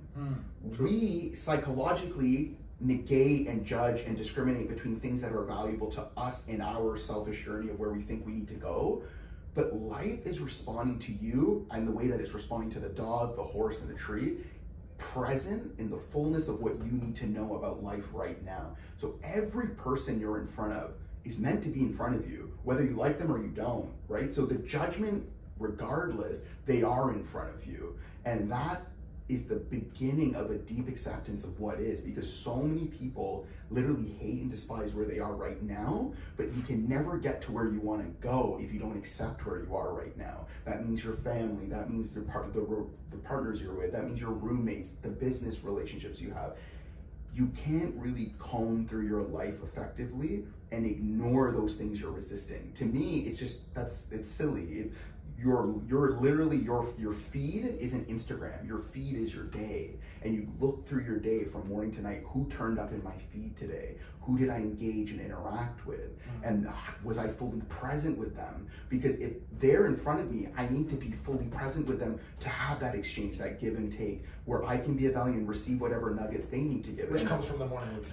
And it starts with the morning routine, because if you're not giving yourself that time to give space to yourself, you're going to be impatient with every other person you meet. Of course. You're literally like the person who cuts you off, the person who's in line taking too long for your coffee and you need to go to work. Like, you're just going to be going because you don't even have that inner calm to say, it's okay, I'm going to get there. So let me ask you this, you know, because we all started somewhere. Where do we learn the discipline to discipline ourselves to get that? Because I know, you know, with me, it didn't start off that way. And I'm sure the same with you too as well, right? No, definitely not. And I want to explain that because there's going to be people listening that probably do a morning routine. Yeah. And they'll do it Monday. Yeah.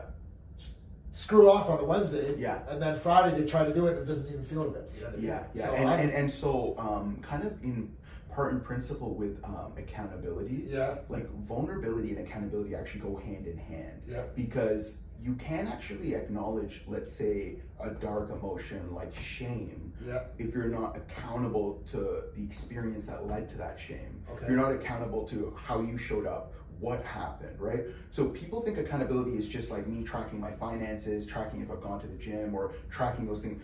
Accountability is how you show up with yourself, right? And so that morning routine is really an accountability check for me, that I'm showing up as the Samir I'm choosing to show up as, versus as Samir that's caught in the waves of life right now and is just reacting and making it through his highs and lows, right? And is not really necessarily being who he wants to be because he's so busy responding. So getting that consciousness again to be able to make a conscious say, I'm going to show up powerfully today.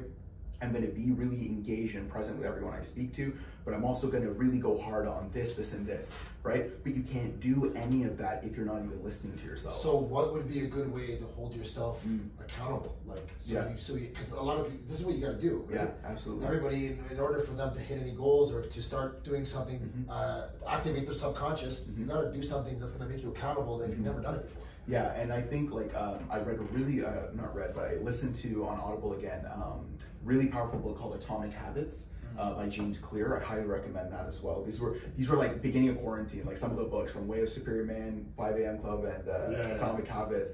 But Atomic Habits, he lays it out really nicely in there about the power of compounding like your choices, right? And he talks about like how if there's something you want to do in your life, so let's say for instance, if I want to be a writer, right? You have to write, but to be a writer, it can't be like, oh, I have a book in my mind and I'm going to write one day and publish it.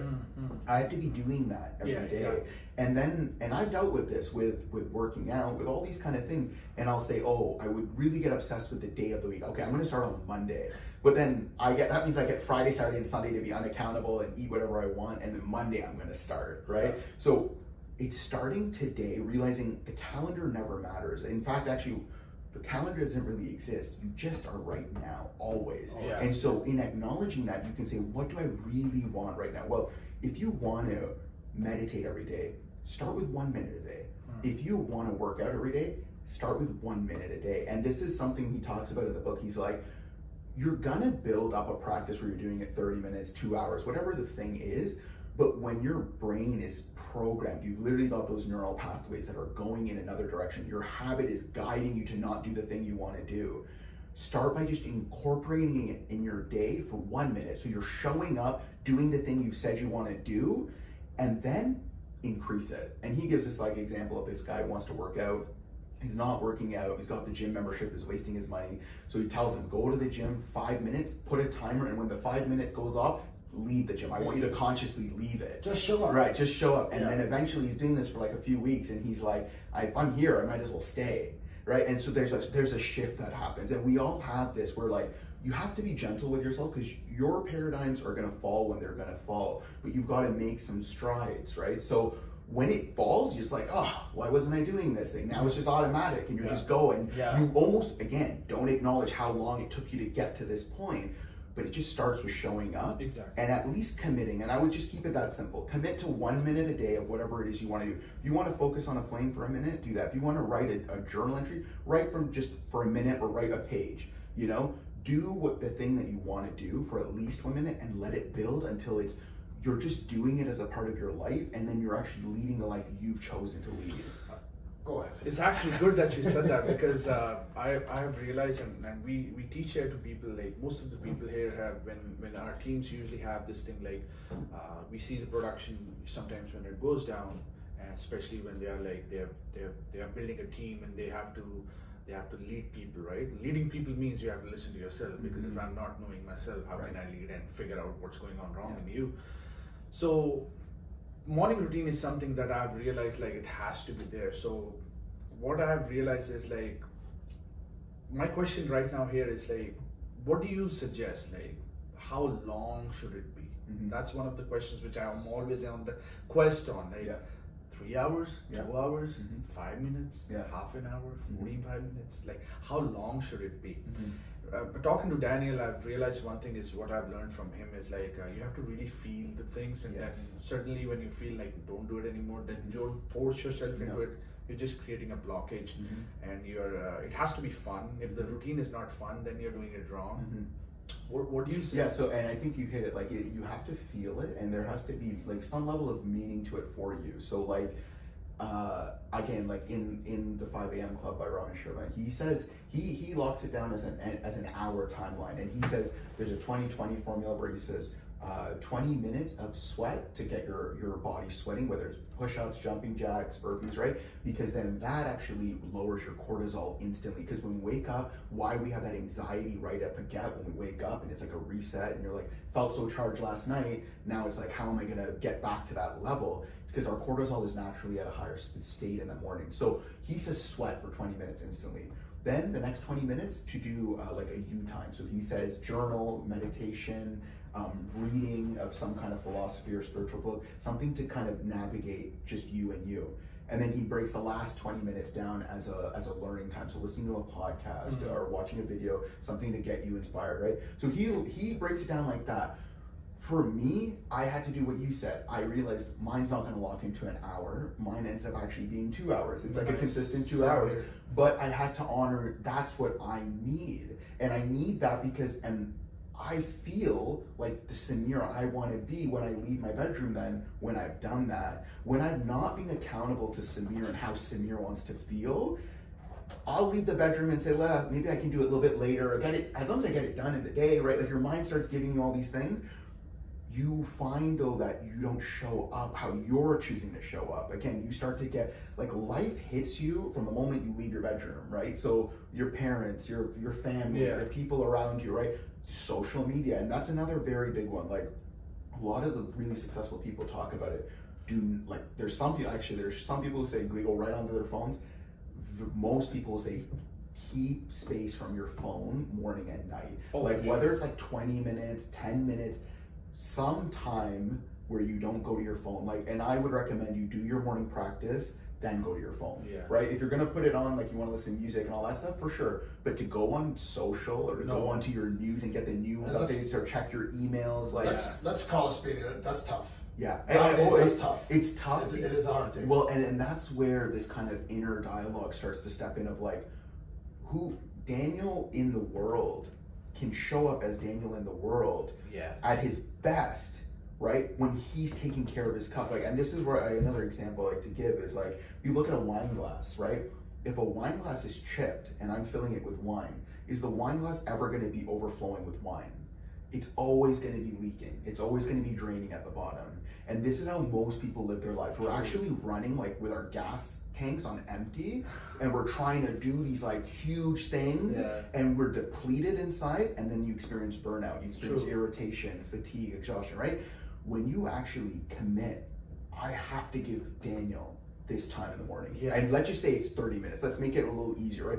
30 minutes. You go to the washroom and you commit your 30 minutes. You're gonna read a book in bed, and then I'm just gonna sit and close my eyes, right? Let's just keep it like something super simple. But I'm just gonna be with me, right? Then you turn up to that email. Because what if that email is like, oh, you're fired, right? Or like, this has happened. Now you don't even get a chance to have Daniel time where you can see the day in reflection of you. And that's this thing around, again, acknowledging ourselves. So many people are givers and they just give, right? And there's not the other handful who are takers for sure, but those genuine people who find they're just giving and they're never replenishing are the people who then, when you look at them, it's like they had such a strong light in their eyes and then it slowly fades. And then because they're ignoring themselves out of habit. So one of the things that we teach here is get selfish to be unselfish. Yeah, I remember learning that from one of your guys on your team. It's like, it's okay to be selfish so you can be selfless. And that like clicked. I was like, because my programming was just give, you know, and at the expense of who? Oh, me. But then what does that mean? Well, then I'm not able to even do any of the things I want for yourself. Yeah. And then you'll find you'll find yourself building in resentment. You'll Yeah. find yourself you'll be quicker to judgment rather than being in that easygoing space where if the person cuts you off or, this person talks to you a bit rudely, you're okay to just let it fall off the shoulders. Yeah. No, you're on that person, you're attacking, you're upset because you're looking for life to replenish you, but you haven't replenished yourself. So then that's when people fall into that money mindset where they're like, I gotta get the money, I gotta do this thing because they've not replenished, they've not connected, They have to fill and that now they have to fill it, and it's a have to, and that have to ruins relationships. It creates, you see the dysfunction. So it becomes a have to instead of get to. Yeah, and also there's like, if you can come into that space of realizing like when I was in the womb, and it's a connecting point, we were all in the womb, right? So if you were in the womb, whether you're premature or full 9 months, you were being taken care of, you were unfolding. Yeah. There's something to be said about even today, we drink this water, the moment you drink it, you're not thinking about it. The moment you eat your food, your digesting is doing it. So where are you in taking responsibility for all that? Right, so to step into that space that's actually taking care of you, you have to quiet down, and that's the space that we're talking about. There was one thing, this is gonna sound kind of funny too, as well. I used to say that to the guys back in the day. I said, like, when you bring it back to the womb thing, the race is already won. Yeah. You already won the We already race. got it. Yeah, we're here. You know what I mean? Yeah. That's something I used to tell the guys that used to get the energy going too as well. That's probably right up there. And I like what you said when you said like, if I'm always the giving, eventually I'll get resentment in. And I've found this very common with people who have this attitude of giving. Yeah. But what will you give if your pot is empty? Yeah. So that pot has to be filled with that morning routine. And that's the self-care, right? Like taking you'll hear nowadays, it's becoming a little bit more like prominent, but you'll hear self-care, self-love, right? But again, these things are buzzwords for a lot of people, like, mental health, right? Awareness, right? We hear these things, but they don't sit with us. Like we don't fully know, because again, we're trying to make ourselves a product. We're trying to present ourselves to the world. Yeah. And then in presenting ourselves to the world, we can't show the chinks in the armor, right? So getting real with yourself, taking that mask off with yourself in the mirror, looking at yourself in the mirror, seeing who you are, accepting your body as the way it is, whether you're overweight, whether you're underweight, whether you're getting closer to your goal or you're not, right? You are the way you are. You have to accept it. You have to actually fall in love with it. And the programming dissolving happens in you falling in love with yourself again. But that can't happen until you actually look at yourself. You acknowledge I'm here. Yeah. And again, a lot of people who have been abused, who have gone really dealt with dark past, that level of worth in them has been so eroded, right? That they don't feel viable to even feel that way. They don't feel like it's okay to feel like I take 10 minutes for myself. It's okay. There's some people I know who are literally like, if they're sick, they want to show up to work because they don't want to let these other people down, but they're so sick that they can't perform, they can't function, right? And then they go into self-judgment. So rather than actually giving themselves the self-care they needed, which is just take the day off, and then just owning that I'm sick, I got tired, right?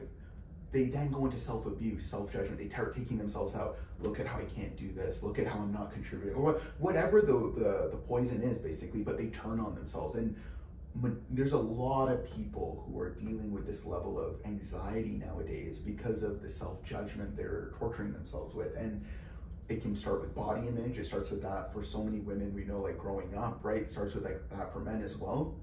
But then education and finance, there's every place in the world you can compare yourself to. But once you realize it's not a race, you just said it, we've won by being here, you can actually start to take in the scenery, you can start to enjoy life, you can start to actually be present in the moments you're being given, rather than trying to run to this illusionary moment you think is gonna define your whole life. And then what's gonna happen when you reach that moment? You're not trying to have like a great paying month. You're trying to have a long-lasting business, right? You're trying to have every month consistently be good. Of course, you're going to have up and longevity. Down. Yeah, you're not trying to be a quick rich thing. You're not trying to be a short-term fix. And I think that's the problem with a lot of these companies nowadays, right? And even the problem with the mental health conversation, like, because there's a lot of people who are trying to quote-unquote fix themselves because they feel or they're being told that they're broken. and then they want to try and fix the problem, and then again be able to be a use again in the world, or a use in the way that they're deeming it. But you're never broken. No one is broken, right? We get impacted by lives, like by life. Yeah, right? We forget, right? Like you go into the ocean and a wave hits you in the face, you're gonna have salt in your eyes and salt in your mouth, right? Like you get hit, then you have to spit it out. You get your breath again, and you go about, and you start going, right? But being gentle with yourself is crucial. It's actually good, because since I have a question, because I've seen people following someone, right? And that person is actually teaching them to live the life this way or that way, and inside they find, because you cannot hide from yourself, and that voice is, like you said, volume might go down, but it's not mute. It's not dying. It'll still be there. And I've seen this personally. When you come in sales, you usually start, it's like the path towards finding yourself. I just figured this out with being in sales. Like you have to listen to yourself. Your performance has to go up. Listen to yourself, then it'll go up. Routine and all that. What would you say a person who's listening to someone and they're teaching them to be a certain way, and then that person only tells them that you're doing it wrong? You know what I mean? So let's put it this way. We are in sales, right? What happens? A sales leader usually has that managing attitude. They have to manage instead of leading. Those are two different ball games. I'm glad you made that distinction. Different ball games altogether. Leading is, and I learned this from a guy who actually follow. The guy has a team of 700,000 people in 56 countries. That's that guy says, if you want to lead, you have to think like a struggler, not a conqueror. Yes. Very deep concept. Yeah. You have to be talking more like a struggler than a conqueror. Because who gets inspired by conqueror? Like, easy for you to say. That's what most people say. Yeah. You gotta be struggler and share that vulnerability. Like, your stage, I was there, this and that. But what would you say to a guy who's teaching them to lead? And where does that mind actually come in? That, this is how, I'm listening to this person, this guy is telling me, this is how I have to lead, this is how I have to lead, this is how I have to lead. And then I can find a discarding me. But the guy I have to listen to, because apparently, who do you listen to? Right. You listen to people who have what you want, right, and who have been where you are. So where does this, for the listeners, where do these listeners, like person who's listening right now, actually figure out who should I listen to? Like, I understand this, who do I listen to? But is it this or is it this? Is it this or is it this? Who should I listen to? Yeah, and I think the answer is, again, like your inner response comes before the external. So let's say, for instance, like someone says something that you don't like. Internally, you'll probably either say something to yourself like, I don't agree with that, or F this guy, or you'll get a body like sensation. Maybe you get a shiver up your spine, or your body tenses up. So you're actually, this is where I say life is actually communicating with you. Like literally, you're in a dialogue with life in every single moment. And if you decide to tune into that dialogue, you will actually be guided by this invisible process we call life towards what you truly need. And that invisible process has given you the faculty to tune in through intuition. And so what does it do? You first get that inner resistance. So if, let's say, a person delivering me the sales message is coming at me very aggressively, saying, gotta do this, this, and this, he's in the position I want to be in, and I feel like that discord, I'm personally going to listen and go, okay, I can see where you're coming from. You don't know how to deliver this message. And that's the key thing there. The gentleman teaching has not learned how to deliver. Because to be a leader, like you said, you have to be an effective communicator. But to deliver comes back to what you just described, being able to come down to that person's level. When we're an authentic leader, your frequency is really high. You bring the energy, you're leading the room, you're brightening everybody up, you're sharing and giving energy. You're not trying to do anything. You're not trying, you're just being, and you're beaming as a result, right? And people learn when they're not being pressured. When people are not being pressured, it just seeps through their defenses, they understand, they listen, it digests, and it will actually stay with them most likely for a lifetime. True. Forced delivery is just a tactic to make the person who's doing the delivery feel like they're doing the work. And I would ask the follow-up question is, how does this guy talk to himself, or how does she talk to Sick. himself? Because they're probably that harsh on themselves. Here's the thing too as well. I learned this too as well. If I forget who said this, but people will always never remember what you say to them, but they'll remember how you make them feel. Yes. You know what I mean? Yep. And I'm just thinking back to all my experiences in customer service. It was never about the role I was in. It was about how I showed up in that role. And there's a lot of people, so when back in the day I was working with Starbucks, right? And you would have basically, you're seeing an endless line of customers, right? And as a barista, you're dealing with a lot of personalized orders. And with some people, it can be just the easiest thing in the world, right? Like you're dealing with this customer, it's like you've met them before, you're having a lovely conversation. And that person right after that, they're not patient with themselves. They're that person that hasn't given themselves the time for that thing, right? Yeah. And they're quick, abrupt, irate, right? We get that in sales, we get that in every form of customer service, right? And the person on the other end, meaning the barista, gets taken back by that. They get hit with that energy, like you were in one vibration, one frequency, now you've just been hit like this. And it drops. And you don't know how to deal with it, right? Yeah. And it was the biggest shift for me was realizing it's not me always, it's them too. And this concept wasn't almost living for me, because I had heard that concept of like, it takes two hands to tango, Yeah. right? Or two hands to clap, whatever it is. But it was this thing of like, no, I'm 100% accountable, responsible for me. So if it's me, right? But there's some people who are they're just dicks, right? And they're in that place in their world where it's not about growth, it's not about that, but they're in front of you. So again, caveat, dialogue with life wants you to see this person. There's something for you to grow from here. And if you can actually step into a perspective of realizing every person on the planet is a mirror for you, you are going to step into a place of just pure accelerated learning. Because now, as an individual who is able to learn on the planet, you are going to be receiving from everything around you, rather than compartmentalizing and dissecting and disregarding things that life wants you to learn. Because there's something to be said about the fact that, like, yeah, maybe you get away from Joe Schmo and you write him off and you're like, this person was just rude, and you're maybe respond rude back, or maybe you just don't take it back, you take a step back and they move on.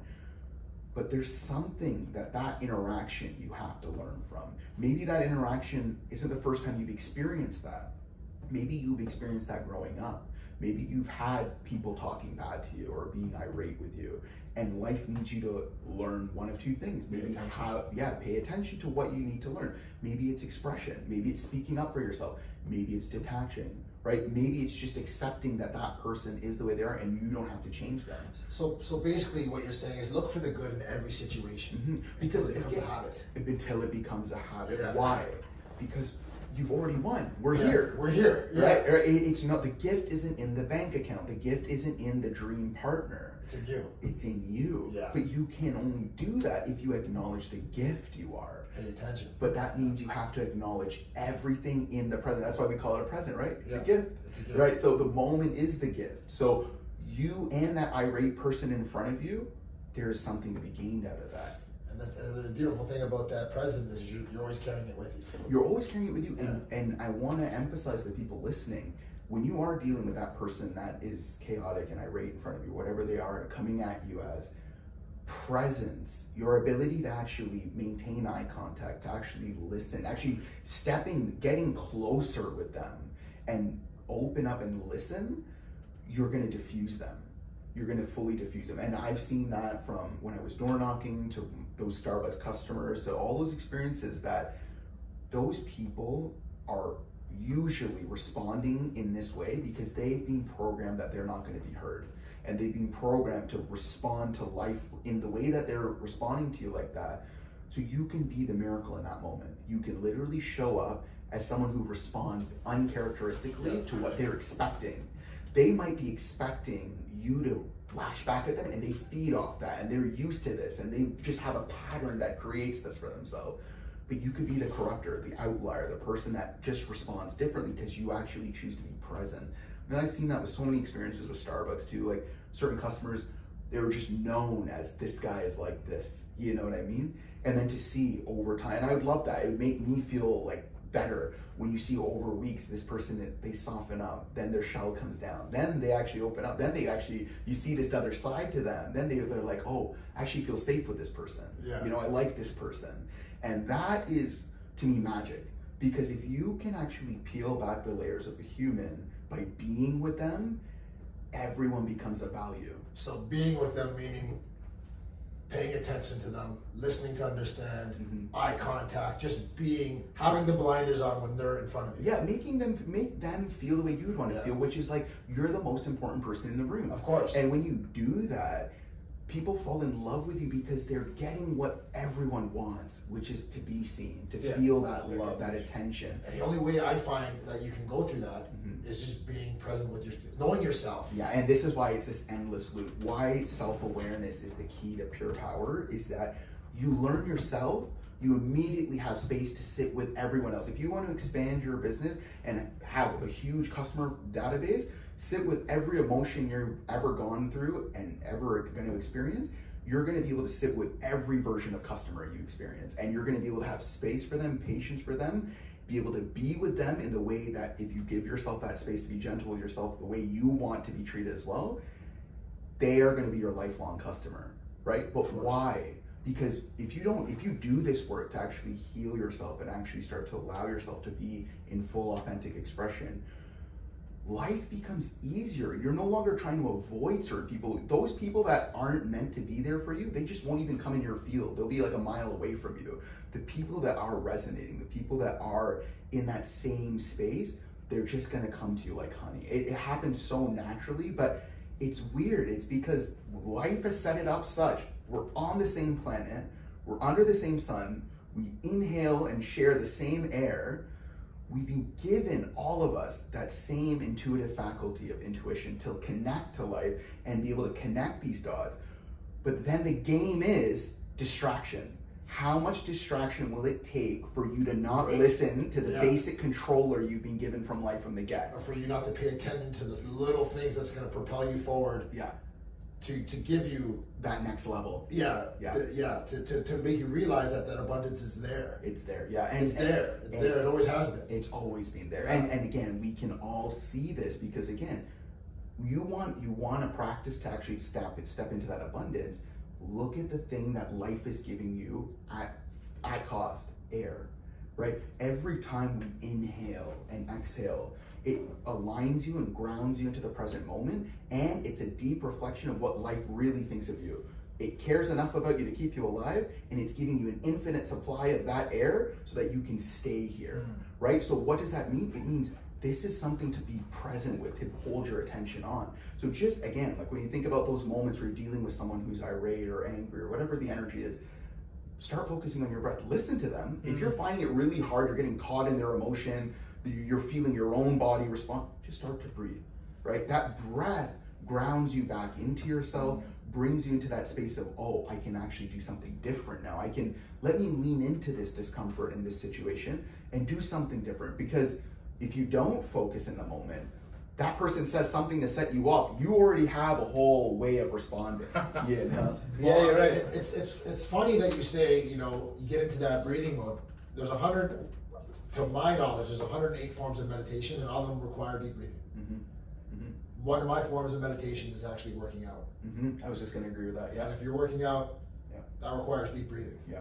You know what I mean? Absolutely. There's one guy I know. He spiritual guy, and he smokes cigarettes. He's very veganish, and he does all these things. But he smokes cigarettes. He's like, you're probably wondering why I don't smoke cigarettes. I don't drink. I smoke cigarettes. Yeah.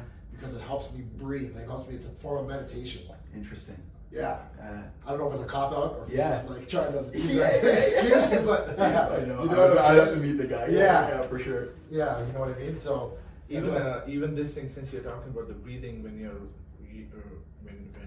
in a situation that somebody's angry, and usually if you react, that means you basically are the simpler way, because like attracts like. It has to work that way. I learned this thing from one of my mentors, and he taught me something about emotional duration. He said emotional duration is actually directly proportional to the velocity of your success. interesting concept. I'm like, okay, so what it actually means is velocity is obviously going from one point to another and how quick you go. That's the velocity. So emotion duration, how he mentioned that is like for you to actually be more self-mastered and like that self-awareness and really be calm and composed, you have to really master that emotional duration. Now the duration is how long do you stay in one duration? In one emotion. So let's talk about doors. Knocking on the doors, almost about to get a sale. Everything starts with knocking on doors. Everything. And that's the best lesson. I mean, For knocking sure. on doors for sure, because you are going to meet somebody who's absolutely cold, no clue who's this guy, no influence, no nothing. So okay, you have to work your magic there. So let's start from there. Like you knock on the door, you didn't get a sale. So usually what happens, amateurs when they join, they want to learn sales, and obviously me the same. I didn't know we're born sales guys. So we just forget it. Right. So because when we were children, we were like, okay, I want this. Yeah. Persistence. And you get it. Yeah. But we just, with the conditioning like we have been talking about, we just forget it. So I learned from him is like emotional duration is something that you have to stay in the middle. Like most people when they play, I don't know what is this term known as, is it in poker or is it in casinos, but there's something known as going on the tilt. Going on a tilt. Usually when somebody's playing blackjack, let's say, and they're playing, they're losing, and then you see that the composure when they started is different than what you see right now. Indifference. And then indifference is gone. You see, okay, going on tilt, man, this guy is going to lose right now, and usually that happens. So with sales, I've realized like that's the best lesson that you can get when you are in sales, because you have that emotions going up and down, and then you gotta be like, okay, compose. So what I learned from him is like, stay in the middle. When you get a yes, stay there. When you get a no, stay there, because your emotions are directly proportional to the velocity of your success. Now, most people when they get a no, okay, it's okay, let's come back. And then they go to the next person, talk to them, same reaction, you go back, and this time the drop is more, because that baggage has been added to this baggage. And then they come back. And then they got one last no, and then that goes down, and they stay in that negative duration for a long time. So all those, the drops and that duration, no wonder people don't get success, because that is the connection. Exactly. So basically what you're saying is that they don't let go of that baggage, they carry it with them. That duration. So some people have probably been carrying that baggage for for years. a long time. Oh, for sure. For years, a long time. Can you imagine carrying, like I've done it. Yep. Oh yeah. I've done it. I'm sure everybody at this table has done it. Oh No, yeah. I mean, I saw directly proportional to exactly when I was doing door knocking too. It was that same thing. I was able to, when I was winning, quote unquote, it was because I was fully in my own happiness. I actually didn't make the sale mean anything. Exactly. I didn't make anything mean anything other than I want to make this the best moment of my life. True. I want to enjoy this and be so engaged. Those moments where I started listening, oh, I haven't gotten X, my goal is X and I haven't got there, or how am I going to do this to lead to this? And I start future projecting, right? Immediately I feel so far away now from what I need to do. If I see this person, I'm almost desperate, right? And you lose all that composure, posture, that thing that let you win, which again comes back to what I was really been focusing on is certainty in self. When you are the most certain person in the room, everything moves in your way. Like it like moves for you, it listens to you. The rejections, like even if you have an objection, you can just handle it. Yeah. You know, but that certainty doesn't come when you're literally dealing with your mental thinking. When you're in your mental space and you haven't grounded yourself back into the core of your heart, and you're functioning as a primal being who's present and listening and is trying to learn from life. Think about like lions, right? Like when you go back to nature, they're fully present. They're not thinking about anything else but the hunt. Yeah. Right? But that is what's required to succeed in any form of business and sales. But that disinterest, to be able to be detached, be able to be disinterested from the outcome. Yeah. That is crucial to maintaining that vibration of happiness where you're like, I'm going to keep going even if I keep getting 100 no's, because this doesn't define my inner certainty. Exactly. Now, let's bring that, I'm glad we brought that. We love this conversation, right? Oh, I'm loving it. I'm loving it. There's definitely lots of value. Oh yeah, there's a lot of gold here. So now let's talk about leverage on that point now. Leverage when you, let's bring it to team building and stuff like that. I think, in order for you to build a team, you have to know yourself in order to do that. Yeah. You know, but you have to go through these, what we're talking about. Absolutely. In order for you to teach any of that, because let's face it. Yeah. Man, let's face it. Yeah. 80% of the people that come into your team they're baggage holders. Yeah, of course. They hold baggage like you wouldn't believe. Yeah. Like they go to the store, they go home, they go to the store, they're still carrying the same bags from the week before. Totally. Let's understand that. And that's why when you see those ones pop and they actually transform, you are so personally happy. Yes. Because you're like, this person wasn't even just a win, it was like a life win. Man, you just helped change this person's life. Fully. You know what I mean? Yeah. And that's what I think, correct me if I'm wrong, Samir, this is what I think our industry is missing. A lot of it. A lot of people still do the right things. Yeah. When I'm talking about our industry, I'm talking about sales. You know what I mean? Yeah.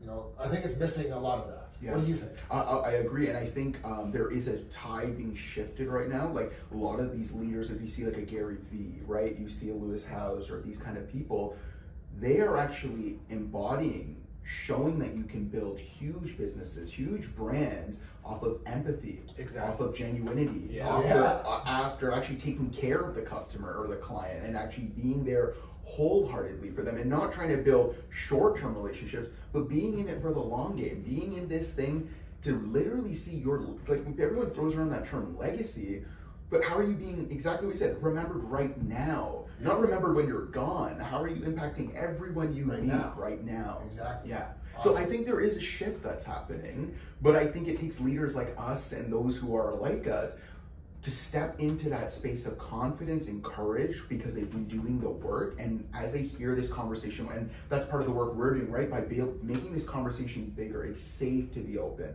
safe to be authentic as men, to share what we've gone through, to unveil some of those things behind those stones.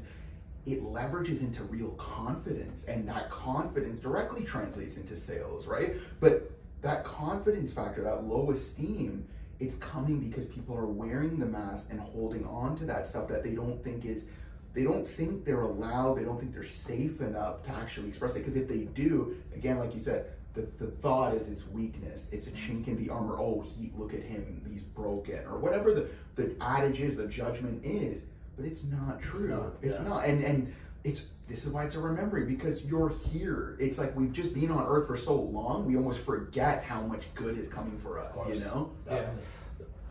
Actually, it brings me to a very good question, which I believe is like, most of our listeners who are listening might be like, okay, I've been listening to this vulnerability for a while, and then what are your results like? Because 80% is like he's saying, they don't understand the believe and receive. They're like, let me see, and then I'll believe.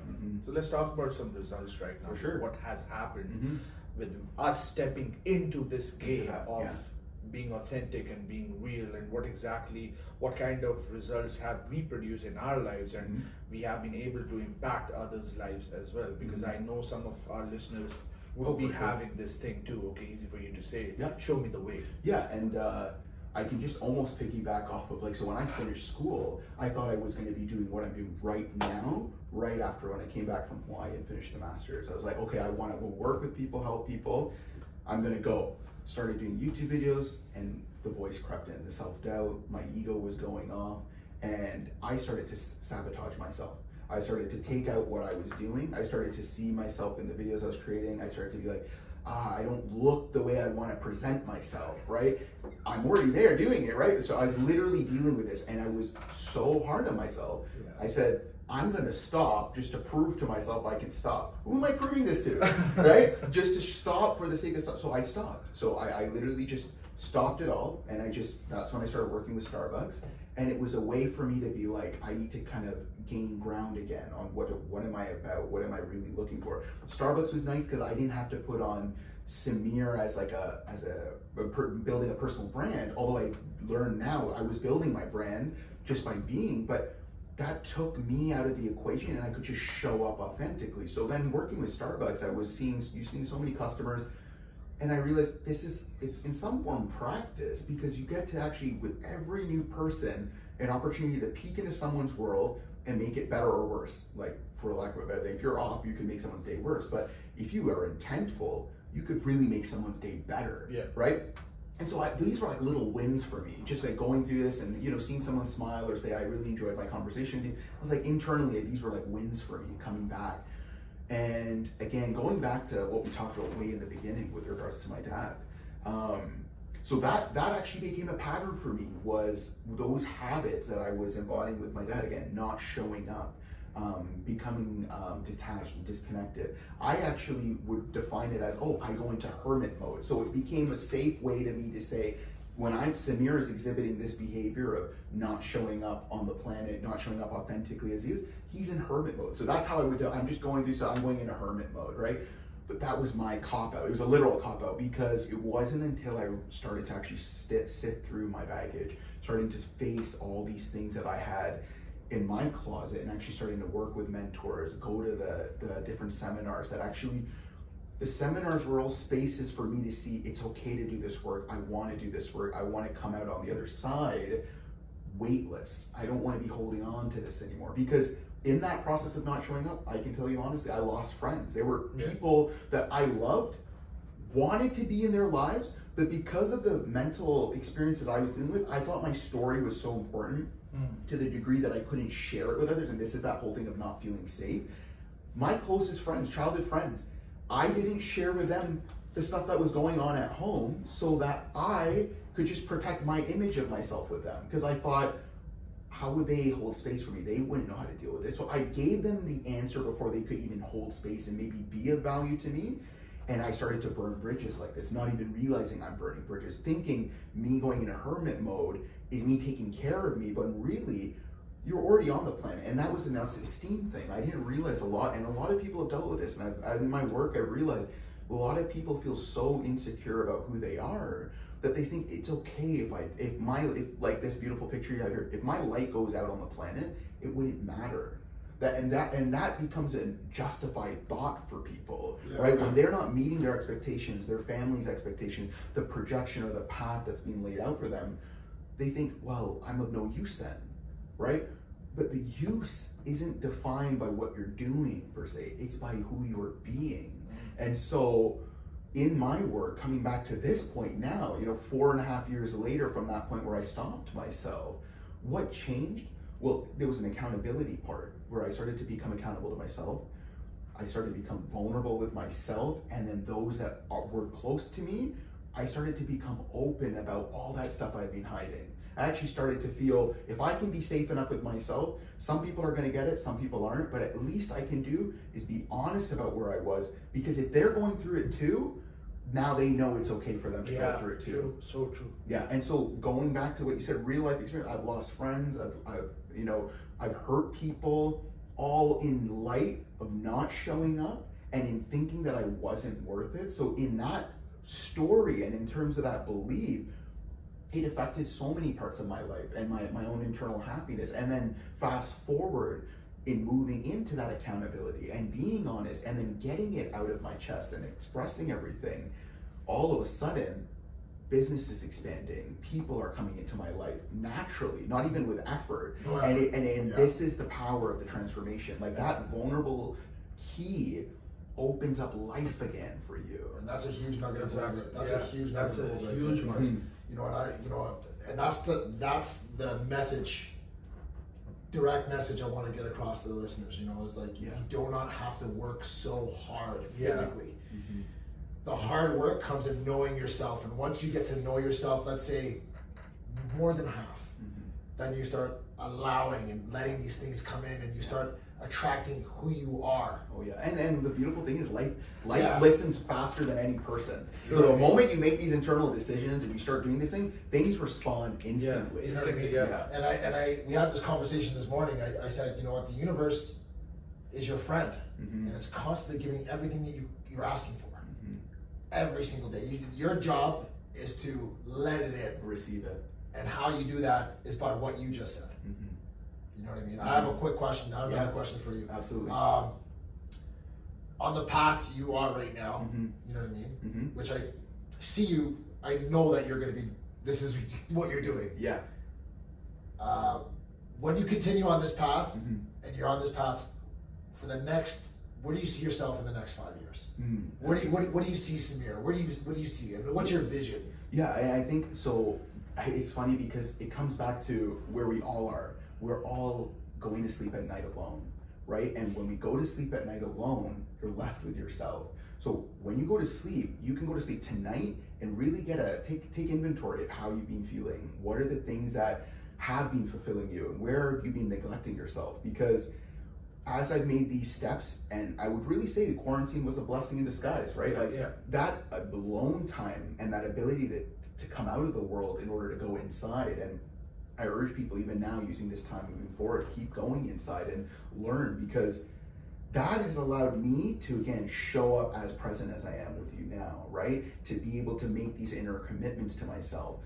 So where the vision is I just want to keep being me, but in more spaces. So these kind of conversations, I want these, what started off as private, internal little conversations with myself, I want it to become a bigger conversation with everyone. So everybody becomes confident enough in themselves and feel safe enough in themselves to express and feel themselves, so that they can lead happier family lives, lead happier business experiences, you know, bring more into their world. Because right now everyone's saying no.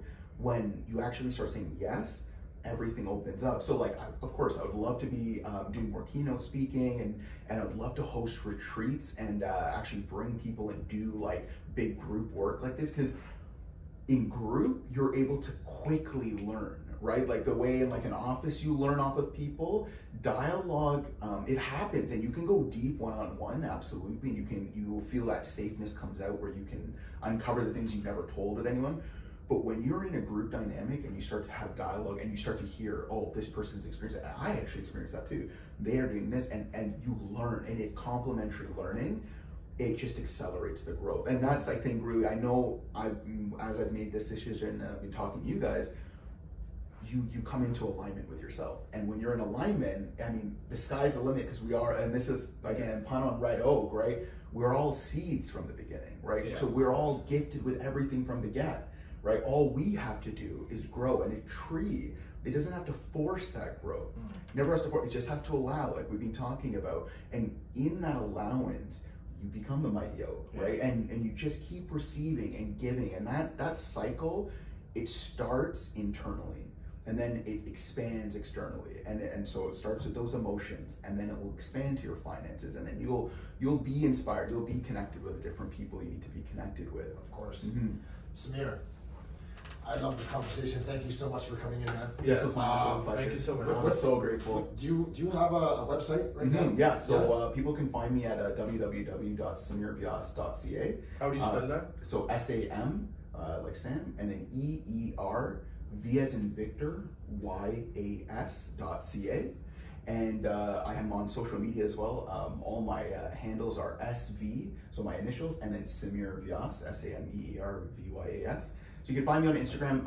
Everybody who's listening, please direct message me. Love to talk to you. I really am the way I am here with you guys. Sure. And that's a big thing I learned from my mentor, was like, you don't want to be someone who's in one room and then show up differently in a different space. You want to be honest. And so I urge everyone who's listening, if you took something out of this, I wish you all the very best on your journey. But if you're struggling with something and you feel like you'd like to talk, message me directly on Instagram. Happy to have a free 30-minute, hour conversation with you and move that forward. And I'm so grateful to you guys. Daniel, you're doing big things. And honestly, I would love to come back. And you don't even have to ask, man. Yeah. You know, just show up here. Absolutely. Samir, you know what? I'm taking so much from this conversation. You know, yes, I'm so glad. After this conversation, I think we're gonna have a bite. Yeah. We gotta have a bite. Absolutely. I really do appreciate the person you are. Thank you. The work that you're doing, the value that you're adding to people, the value you've added to me, and I'm sure Aman has taken something like, we're gonna go train our teams on some of the stuff that you said, beautiful, for sure. Yeah. Beautiful. Again, you're welcome back anytime, man. Yes. It's our pleasure. Thank you very much, Samir. It's been an honor, and I see you both, and thank you to the listeners who've spent this time with us, and I look forward to coming back here soon. Definitely. Thank you, Samir. Thank you so much. Thank you Thanks, guys. Samir.